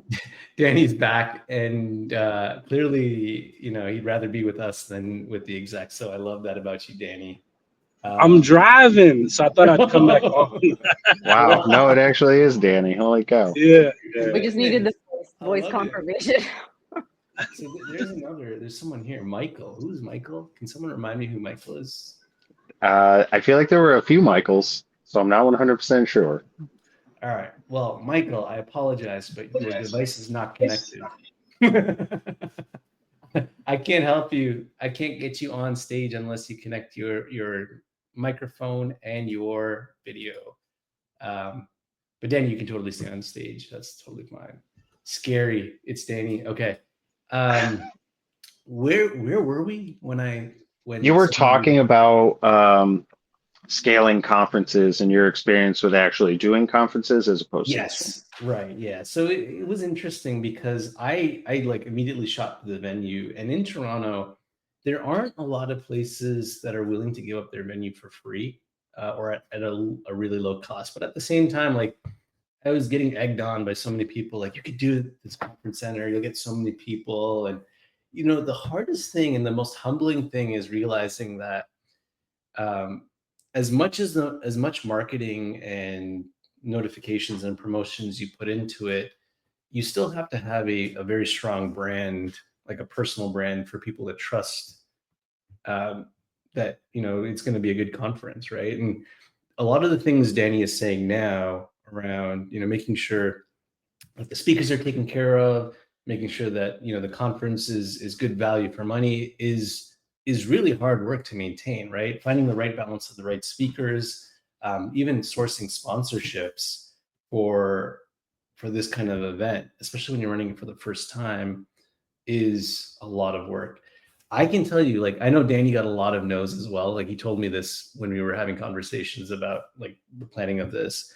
Um, I got a lot of no's too, and it hurts when you get that no, because it almost feels like, they don't not only not want to work with you, but they don't trust you, right? And so, like, okay, I got to go out and build that trust. And I was thankful for the sponsors that did come through. It got a little stressful towards the actual event that first time I ran it, and all of a sudden you start to see like ticket sales are going through, and you see sponsors coming through as well at the very last minute saying, "Hey, I want to do this," or "I want to pay for this," and that's all good and great. But leading up to is so anxiety inducing. So the second time I did this, I decided, let me do it a single day, right? I did 2 days the first time around, and then the second time around this last year, I just did it a single day event. We actually did it at a very historic spot in Toronto, the Toronto Reference Library. And you wouldn't think, like, you would think a library, why would there be a venue there? Actually, there was a little venue tucked away that supported exactly what I was looking for. A huge room that would have our main stage, our speakers, and a smaller room that would support workshops. And it worked out fabulously. Like, we had, I think, over 230 people show up to that one event because, one, it was a lower cost event. The food was covered eventually with the cost of like tickets, and then the sponsorships and whatnot covered the venue. It covered speaker travel, and it even helped paid for some tickets as well for folks that just couldn't afford, right? And we got to a point where we were able to make tickets free for all women in tech. So that actually worked out really well for us. And I realized, as fun as that was, it's a lot of coordination. It's a lot of effort when you have a big team that's working with you, having to like work with each one individually, and then like motivate them, push them forward to try and actually complete a task or something, is a lot of work in itself, right? People are committing their time for free to be able to do this as well. And it is a lot. It is a lot. So, on one hand, oh yeah, I love this. Many cities have library space for this. Yeah, I totally am on board with that. If you have a library in your neighborhood or in your community, they definitely have space for this, and it's at a much lower cost. I think our highest cost for both events was always going to be the food. Like, the food is probably the most expensive thing too. And sure, like I could have gone in a different direction with food, or maybe actually wouldn't even have provided it too. But I'm like, I kind of grew up with making sure that everyone was fed. Like, I grew up with that kind of family mentality and mindset, where like my mom will always overcook food. She would always prepare because she'd always want to make sure folks were able to get, their first and second servings. And like, I kind of felt the same way too. The first event that we did, we had a lot of leftover food. The second one, not so much leftover food, but we were starting to get to the right, like, I guess, mix and balance. At this point though, like, because the conferences are a lot of work to manage and my priorities have changed for the next year, it's harder for me to run. But that doesn't mean that folks shouldn't be doing it, right? If you've got a community, you want to get a bunch of folks together, it does take some planning. But there are templates out there. There are open source templates that you can reuse to effectively build your own little conference. And it doesn't have to be that big. Like, you don't need to have 1,000 people show up. If you have people even show up, people actually care about your cause. So that's enough. So yeah, you're muted there, Roxy. No, I was just gonna say shout out to libraries. Libraries are awesome. They're great spaces. I mean, outside of, like, this one was really good because it was right in the heart of downtown. And then folks had the opportunity to just like go find a spot if they needed to get some work done in the library, the quietest building of all, right? And it was great. Like, I think that you could run meetups there too. Like, I don't think people, my kiddo's trying to have some fun here. And get into my room and be a part of the fun here. And you can even probably hear him screaming my name right now. Do it. Just have him on. Jack's sitting right next to me. We're playing Lego Star Wars while we chat. I think it's interesting that you brought up like the no's. And I'm kind of curious, and Danny left, so I can't really ask him this, but people will know a sponsorship, but then they see the success in something and want to come back. Like, do you still consider them moving forward because they didn't see the vision originally? Like, how do you pass that up if you're doing it for charity? Because that's kind of where we fell. And Marino, obviously you can attest this and test this here. Like, we did a charity conference at the beginning of the year, put it together super haphazardly, but it went well. But a lot of people said no, which is hard when you're doing a charity conference. But at the end of the day, there's still businesses that have to attach themselves to that and see a benefit to it. So can you maybe kind of speak to that as far as like reflecting on maybe how you look at the next iteration of a conference after you've seen some of the issues that you can run into? Absolutely. So when you think of conferences and the theme that you're trying to convey, for a lot of organizations, when you throw the word charity up there, it immediately thinks it's a donation, and what it really comes down to is accounting. It actually is accounting. So what ends up happening is you've got a marketing team or maybe a developer relations team that has been allocated a budget for the year to be able to spend on events. But there are a certain classification or a type of set of events that they're allowed to sponsor, right? When the moment you throw up the word charity, it actually creates a little bit of complexity in the way people can sponsor such an event as well. Because at the same time, now it has to expose them and their books and even their accounting as to why they, even donated money to this cause or event. There's a lot more to it than I even know. But then the other side to it too, sometimes you get no's, even if the word charity is there. Regardless of that, there are companies out there that need to see value for the money that they provide as a sponsorship. So some companies will say, I'm giving you $2,000. You should be able to give me an attendee list. And sometimes some conferences are okay with that. Some others are not, right? Because now you're actually literally forking over a bunch of contacts. I'll be real, right? The majority of folks that attended this conference aren't probably the people that can have the authority or autonomy or even like approvals to buy stuff. Maybe they interact with the technology and they're a part of the experience, but they have no decision-making power. And that's fine. Like, there's nothing wrong with that. It's just, it comes down to the fact that for those sponsors, sponsoring a conference like this is really more for the noise and making sure that you're really driving awareness, not so much for, I have a list of leads that I can start calling out, or hand over to my like BDR to start calling out at Roxy. Would you like it if someone called you and said, hey, I've got some Kong API gateway to sell you because we got your contact list from Commit Your, probably not, right? And at the same time, you don't give a damn about API gateways right now, especially like it's something so far up the chain of an infrastructure concern that you're a developer. You shouldn't have to care about these things. So you're not the right person that would want to actually have these kinds of conversations. Heck, you wouldn't even want to receive these calls. And that's some of the things, that's what's been going on for a long time, right? You go to a conference, there's that checkbox when you're registering for that ticket. Hey, do you consent to share your attendee information with sponsors? And you can either agree or not, right? But sometimes most people don't see that they're agreeing to it. And all of a sudden their inbox is spammed with a bunch of like, hey, why don't you get started with using ChatGPT or something, whatever it is. And that's the hardest thing to manage as a conference organizer. Then you get into the business of GDPR. Are you both familiar with GDPR, or folks on the live stream? Okay. So GDPR is, I can't remember what it stands for, but it has to do with the way we actually process data of individuals, who we can share it with, who we can issue that data to. And the European Union does not allow for us to share that data with anyone. So if anyone from Europe came here and provided their information, that can't in turn be provided back to anyone without their consent. So they have to be checked with first before that information can be shared out.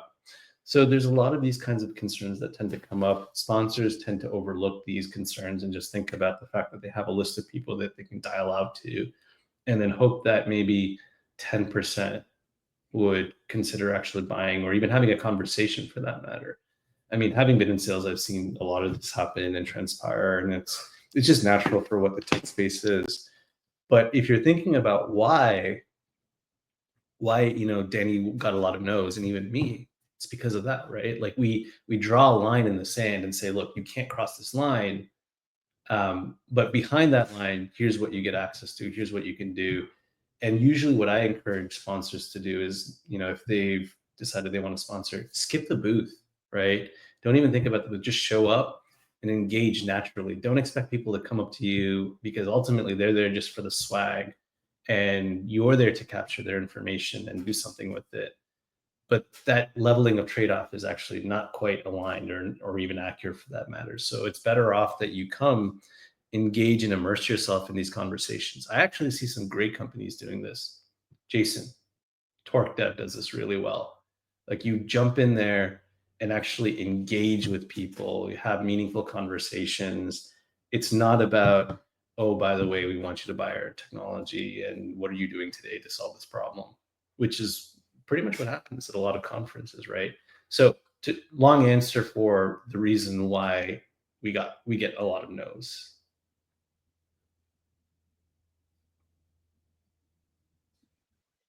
I think he's playing video games. Yeah, he's totally playing video games, and he's probably like, I'm just going to tune out right now while Marino's No, talking. I But was they definitely not also tuning they in. also had that event, which was good. Like instead of having a booth, they did an event or two or whatever. So that's another idea.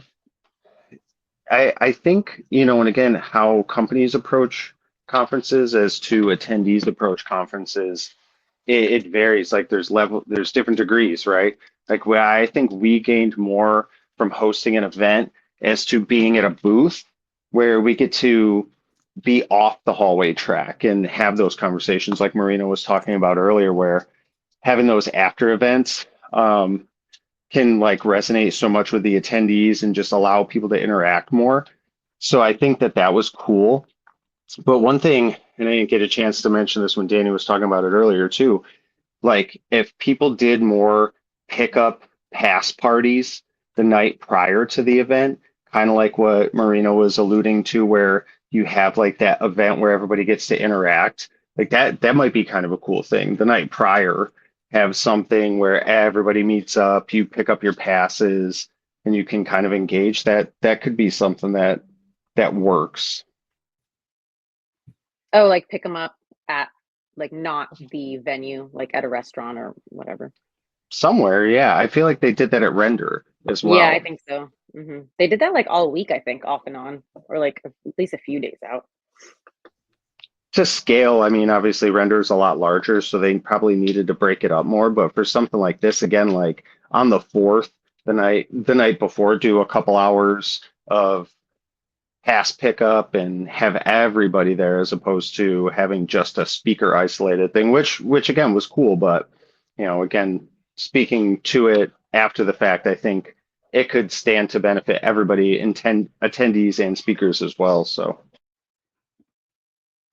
Yeah, I mean, I agree. Like, anything that breaks the ice and you're not responsible for breaking that ice is definitely going to go a long way. In fact, like, a lot of the conferences that I started going to a long time ago, using these social events for the icebreakers for me. Like, look, once you get into a massive space with 300 plus people, it becomes so much more challenging to try and determine where you fit in or who you can start having conversations with.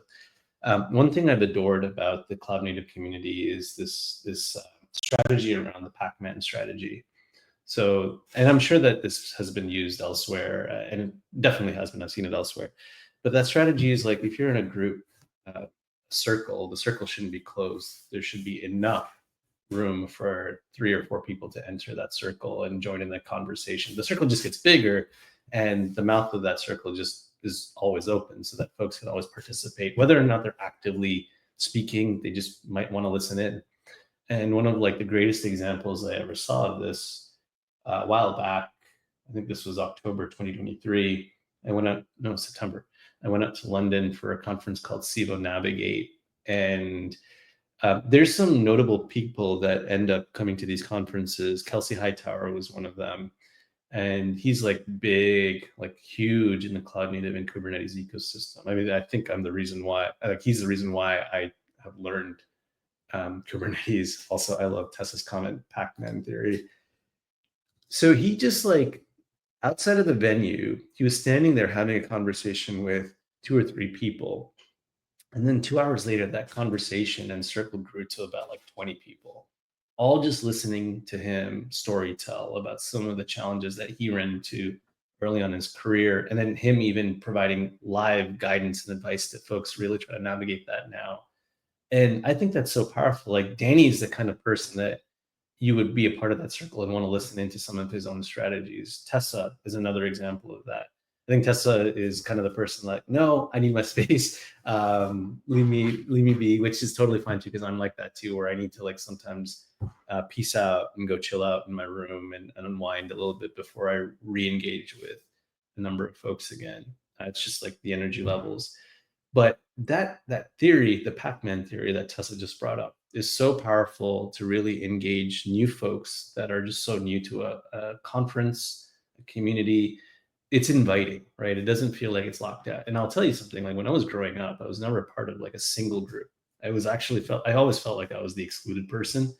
And so I'm very nomadic in that sense, where I'll just hop around and effectively like just be a part of different groups. And the Pac-Man approach has been so welcoming to me and so powerful for me, where I don't necessarily have to feel like I have to contribute to a conversation, but I can be a part of it and feel included. And that's pretty much why I love like the developer and cloud native communities as well.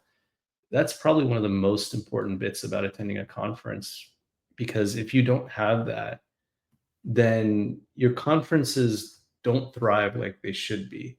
You don't have the engaging experience like they should.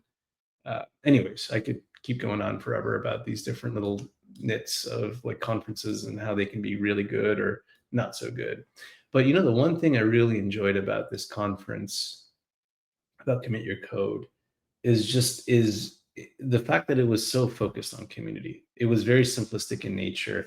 If you actually think about it, there were no sponsors there. Like there were sponsors, but there were no sponsors there, in the sense that they were waiting for you to come up to their booth and have a conversation with them.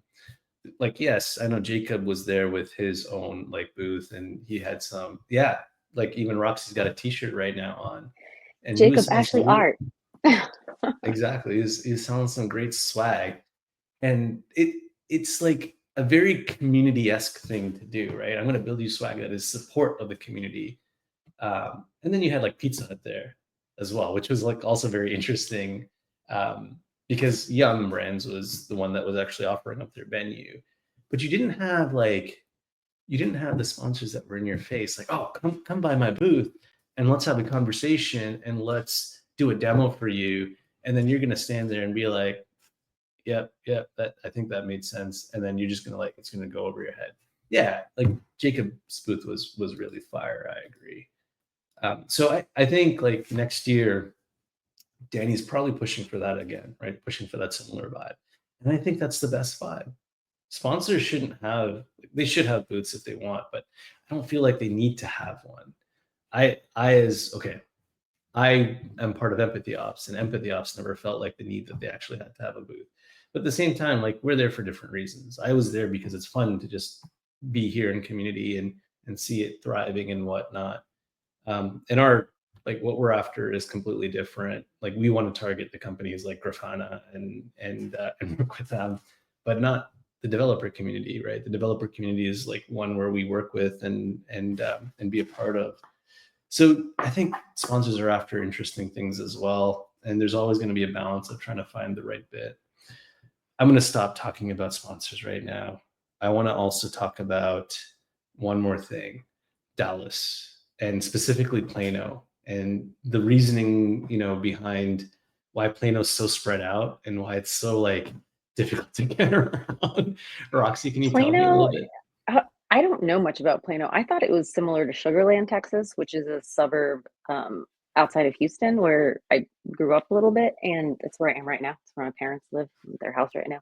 And I thought they were similar, but Plano is like way more city-like, like the buildings and the like how many freeways? I don't know. It was confusing even for a Houstonian. Like I was like, what the heck? But yeah, I don't know. Welcome, Plano Michael. is Plano. Hey, Marina. How's it going? How was your Commit Your Code event? It was good, man. Yeah, sorry, I had to back out because my microphone was being really strange. But I'm wondering if maybe I can I don't have a camera for this desktop, but I might be able to paste an image. Maybe you can see which Michael I am. And we got Leah. Oh, here. laser. You should totally come join us. You have the stream link. You are more than welcome. We need to get some more amazing hair on the screen. Exactly. Exactly. It'd be really fun to have Adam on here. Adam Rakis. Oh, Leah, you just. Oh, you're thinking amazing beard.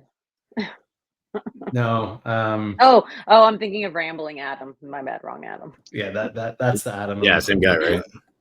Yeah, Rambling Adam.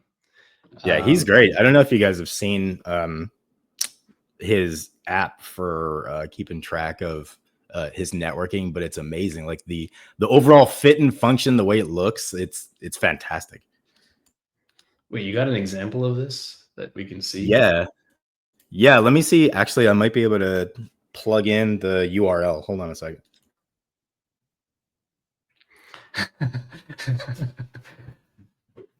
Just put a hat on like I did. It's totally cool. It's totally fine. Just like I'm hoping that Lawrence shows Networky. up. Networky.io. Networky.io, maybe go to that website right now and see. Networky.io. Turning acquaintances into friends. Is that it?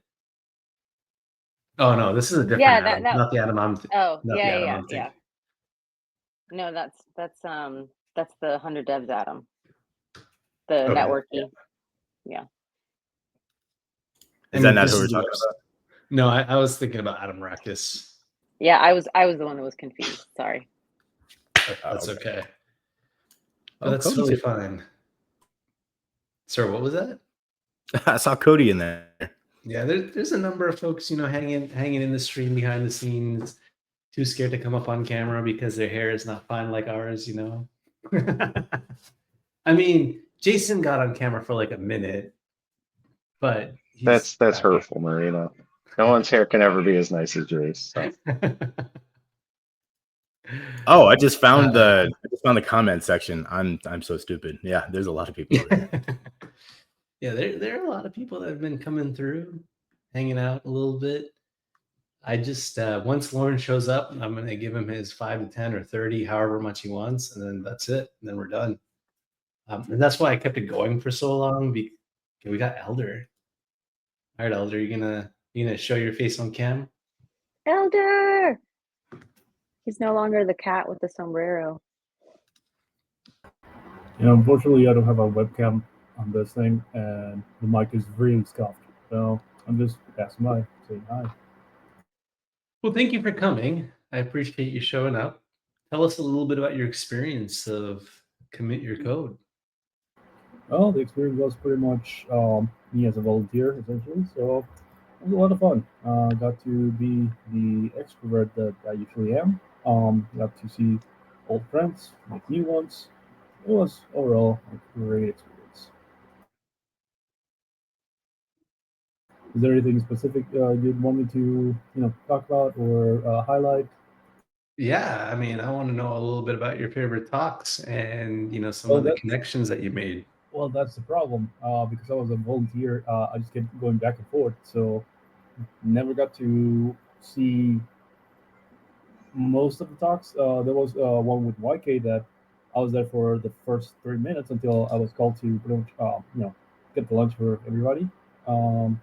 But yeah, I still have my own phone.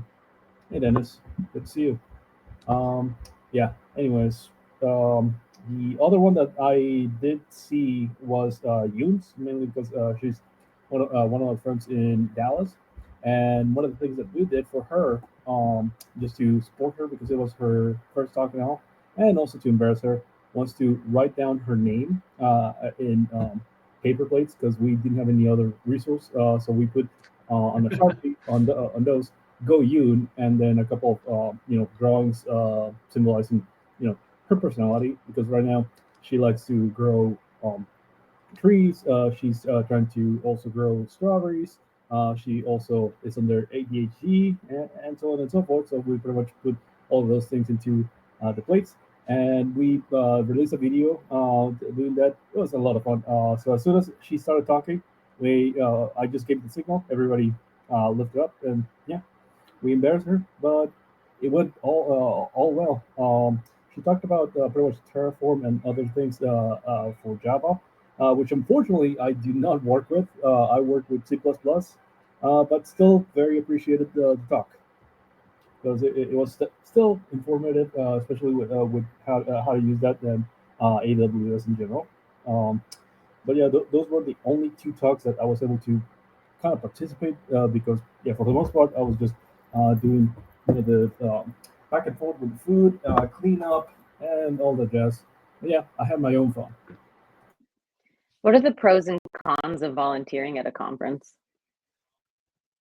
Well, the pros are that you get to pretty much connect with the event in kind of a different angle, so to speak. You get to see a little bit of the behind the scenes, get to kind of interact with the people who have organized it, and also just overall help the community pretty much move forward with a lot of good things that have been planned for them.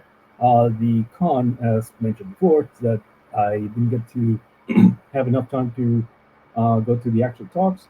But for me, it's not much of a big deal, mainly because I was there mostly because I just wanted to support the people that are around. Not much, you know, not much of an issue for me in terms of those cons. The other con I would say is depending on how much you want to volunteer, how much you put, emphasis.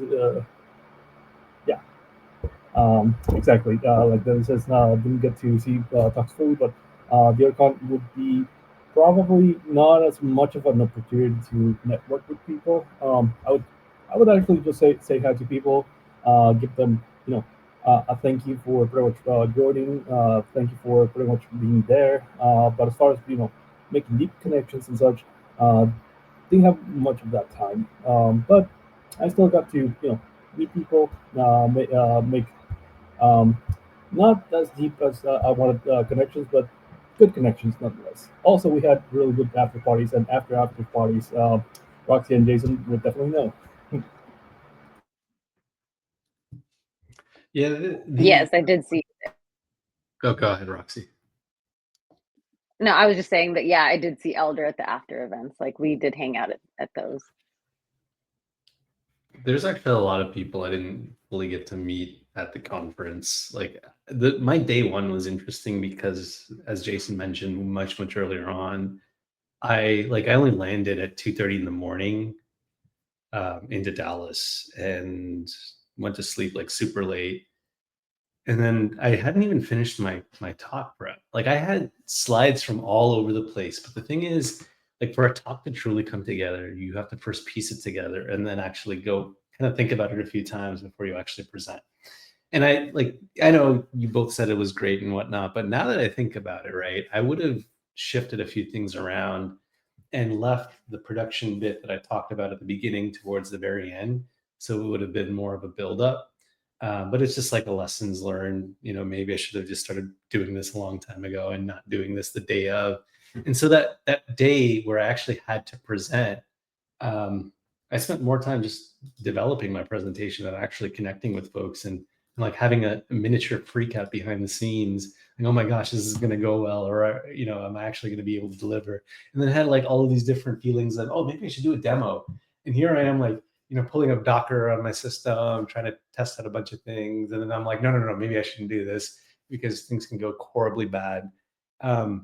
but it's kind of a weird roller coaster of emotions that you go through right before you deliver a talk. And I'm sure, like, if you've ever done one before, folks that are here or not on cam or not in the stream probably went through the same, right? And the moment you're done, it's like you're done, it's good, but then you've also like lost all your energy because you crash hard after that talk. So Lawrence, are you Jason ever gonna talks a come lot join us? about his. Yeah, go ahead. Go ahead, Michael. Sorry. Oh, sorry. Yeah, no, I was going to agree with you. And I feel that I've done some teaching, even though I'm not in education and in a lot of training. And I've noticed that it really does zap your energy in a way where participating in the thing that you're either teaching or training in it requires very different level of energy. And it really, you're 100% right. It like really zaps you. Also, I realized I was being kind of rude. Hi, Roxy. Hey, Jason. Hey, everybody in the chat. Yeah, so I don't know if you remember, Marino. I can't figure out a way to put a picture on this thing. My browser's being weird. We were talking about motorcycles. Remember, I was telling you I had that Honda. I remember now. Yeah, that's me. Yeah. Yeah. Rock and Yeah. roll. Also, I do remember Adam Rickus. Very funny guy. Not the same person I thought you were talking about, but very funny guy. I met him at Legacy I was Hall. talking about He Adam was great. Rickus, actually. I was totally Yeah. That's what I mean. Yeah, I met him and Tessa at Legacy Hall, and that guy's he's good. He's pretty great too. He's pretty funny. Because I thought you were talking about a different Adam. I only know that Adam, unfortunately. I mean, I know plenty of Adams, but I know of only Adam Rackus at the moment for Commit Your Code. I am literally trying to ask Lawrence if he's coming in the DMs, and I am having a hard time copy and pasting. Okay. Tesla's like, how did I miss the motorcycle conversation? I don't know. I remember you showing us a picture of your motorcycle, and I was like blown away because I did not even know that you ride. And it was kind of a shocking realization, like, damn, Tesla's a badass in so many different directions. Yeah. Can you remind us again what kind of motorcycle you had, Tessa? I think she had an Iron 883. Pretty sick. All blacked out. Really nice. Well, this is Tessa's chance to come on the stream and tell us herself. That's right. I know. I mean, I also pinged Lawrence, and it's very possible that Lawrence might still be at church or doing his post church celebrations, which is normally the case. Something I used to do a long time ago, but I don't go to church anymore. So I don't know if he'll join. I hope he does, though, because he has some great insights, and it's always good hearing from Lawrence. But in any case, one thing I wanted to ask all of y'all is, in terms of like the professional opportunities that might have come out of this, what was that for you? Any one of you can go. I don't think for Could me. you say that one more time? Oh, go ahead and repeat the question, then I'll go. Yeah. So coming out of this conference, what kind of professional opportunities did you walk away with? For me, like I wasn't, and again, I think it's everybody's intention when they go to a conference, like what your goals are. I hadn't really necessarily set out to have any sort of direction like that, but mine was more aligning with other people and helping them. For example, I helped get Jacob there so that he could align with the community again, and that provided he had tons of great conversations with people like Tracy and Tessa about getting his business involved with some of the stuff that they're doing, because he's moving a little bit more away from coding. But one thing that I wanted him to do was focus on the opportunity he had to still work in tech to some capacity, like doing what he does for other companies as far as like branding and merch. So it was more for me just being there to connect dots for other people, which I think I was very successful in doing. So, but there's been other conferences I've gone to with the intention, like, make a bunch of professional networking contacts so that I can follow up. But I'm sure other people were able to do that, and this was a great place to do it.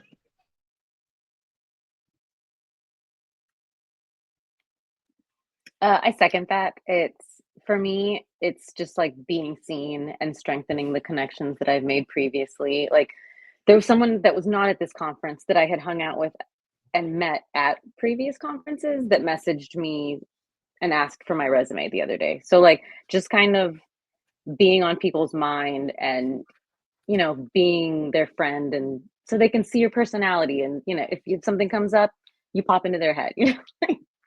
But it's I try not to go into these things like, just thinking about who I should talk to. I mean, I do want to talk to certain people, but I try to be sincere and genuine. I don't want to come off as smarmy, but I'm going to these things to network so that I am on someone's mind one day. I like that. That's exactly it, right?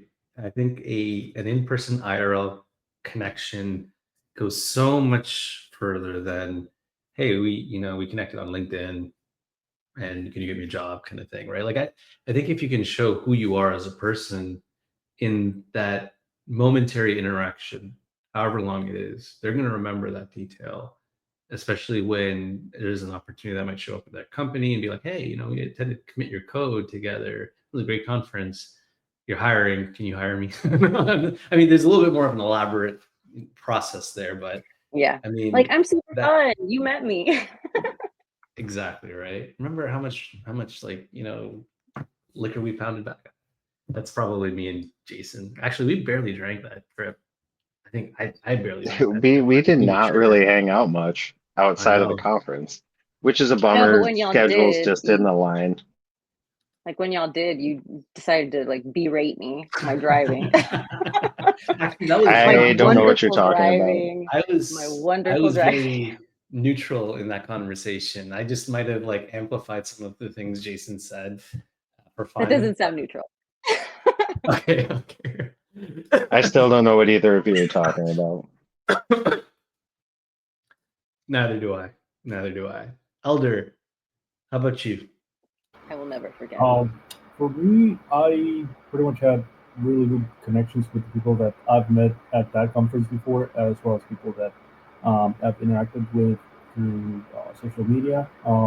As far as professional stuff or seeking professional network, that was not my major intent, but yeah, at least like Rex said, at least people will remember me for what I was, which was pretty much just a guy just going there asking people if people were doing good, if they were having good food, all that. Yeah, yeah, that's pretty much on my side. Because again, when I went there, it was more the mentality of look, I'm already in a position where I don't necessarily seek anything to further my professional career, and a lot of the talks over here are not necessarily applicable to what I do, but I do want to support the people that have been organizing, as well as the people who want to participate in this, because they've been pretty much great friends, both physically and in social media. So just one way to kind of give back to the community, so to speak. But honestly, still was a pretty fun experience, and again, people will definitely remember me not by looking like a cat, unfortunately, but at least just being someone who was there. Thank you so much, Elder. And Michael, how about you? It can be easy to feel isolated. As a future junior dev, I mean, I currently work in healthcare. I've done some programming as part of my job with a startup that I was working with here in Austin. But you can feel isolated during the learning process. I mean, Leon does a great job of trying to, build a community, and you can communicate on Discord and, make connections through social media, but you can still at times feel as if you don't have that moderation that you get when you're in a group of other people. you don't have other folks kind of watching you do what you're doing and kind of pushing you through forward, and then unless you have like a partner or something. So it can feel kind of isolating to be doing it in your home by yourself at 1 o'clock in the morning when you get off work. And working in healthcare, the times, my schedule won't necessarily align with others very well. So the conference makes it more real, if that makes any sense. It kind of, I haven't traditionally been big on social media. I tend to be a little bit more quiet, that's something that I have kind of learned is more important to not do, to kind of put myself out there a little bit more by meeting some really great, professionals, some devs in person. And it confirms that this is a real thing. It's very much possible meeting folks that you've seen on social media or meeting folks that you know about that have done some great stuff. Getting to, talk about future collaborations with other junior devs or even current, like staff level devs or something like that is really, it makes it feel like it's not just an aspiration. It makes it feel like it's something you can actually accomplish moving forward. So for me, the conference put faces to the names, that front to front interaction. Not to sound like I'm exaggerating, but it's a game changer. I got to be honest, I haven't had that much fun in a pretty long time. I think the folks that I met are really fantastic, and I'm really excited to continue to build those relationships. That's what it means for me. One more comment from Tessa. Yeah, Michael, you sound like where I was in January when I was just discovering community, because I was learning by myself. I'm 100 devs, and you have the streams and everything, but it's not the same. And then once you meet people in person, and you develop those relationships, like I was super quiet on Twitter, and then I made friends, and now I'm on Blue Sky and Twitter, and catching up with people everywhere else. Yeah, it's super important. Also, Tessa, thank you for the recommendation. I'll take a look at her. Yeah, and the one thing for me walking away from this conference is just realizing that there is a massively thriving community in Dallas. What was actually much more surprising to me was there were folks that I didn't really realize or even connected with deeply that are in the infrastructure space. So Reese definitely plays in the Kubernetes ecosystem, and I was shocked to find that out after the conference. Like I could have spent some more time connecting with him and chatting a little bit more about some of the stuff he actually does day to day, because I found out he's a DevOps engineer. So that was pretty interesting, but I'll have offline conversations with him. The other thing though that I noticed is that Dallas actually has places to run events. And I say that only because I've been trying to find like good venues to run some of my like workshop events and stuff.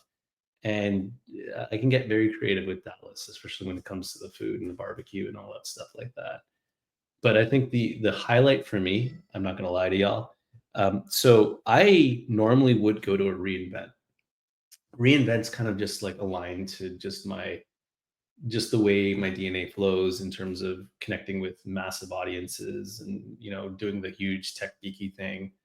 But making the decision to not go there, making this decision to not go to KubeCon in India, and then deciding, hey, I'm just going to come out to commit your code, allowed me the opportunity to meet you all.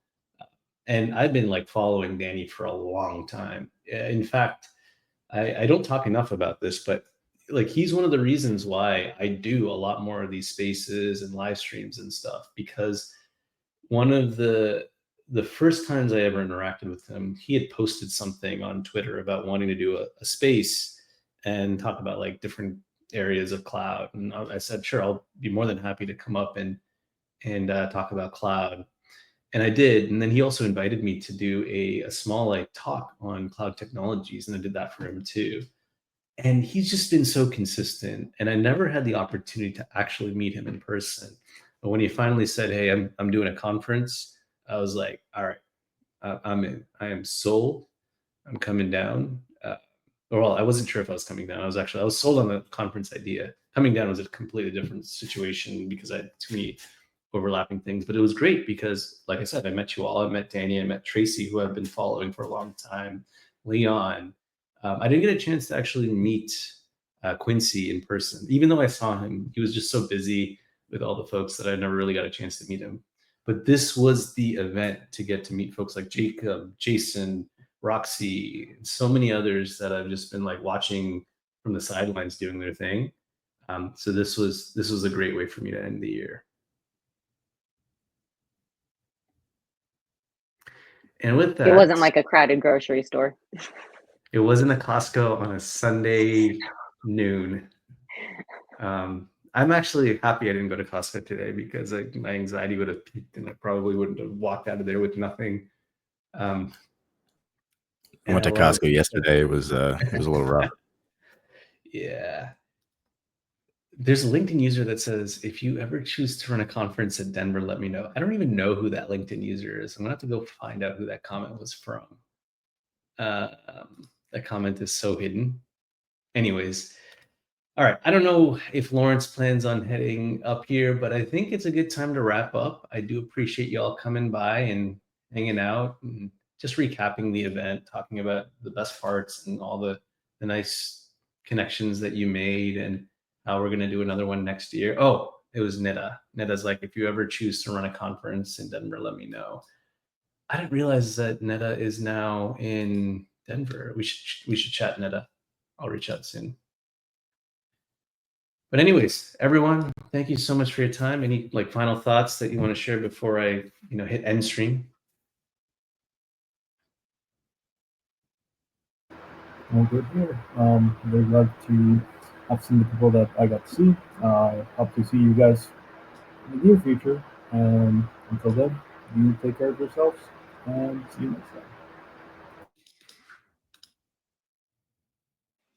Thanks for having us.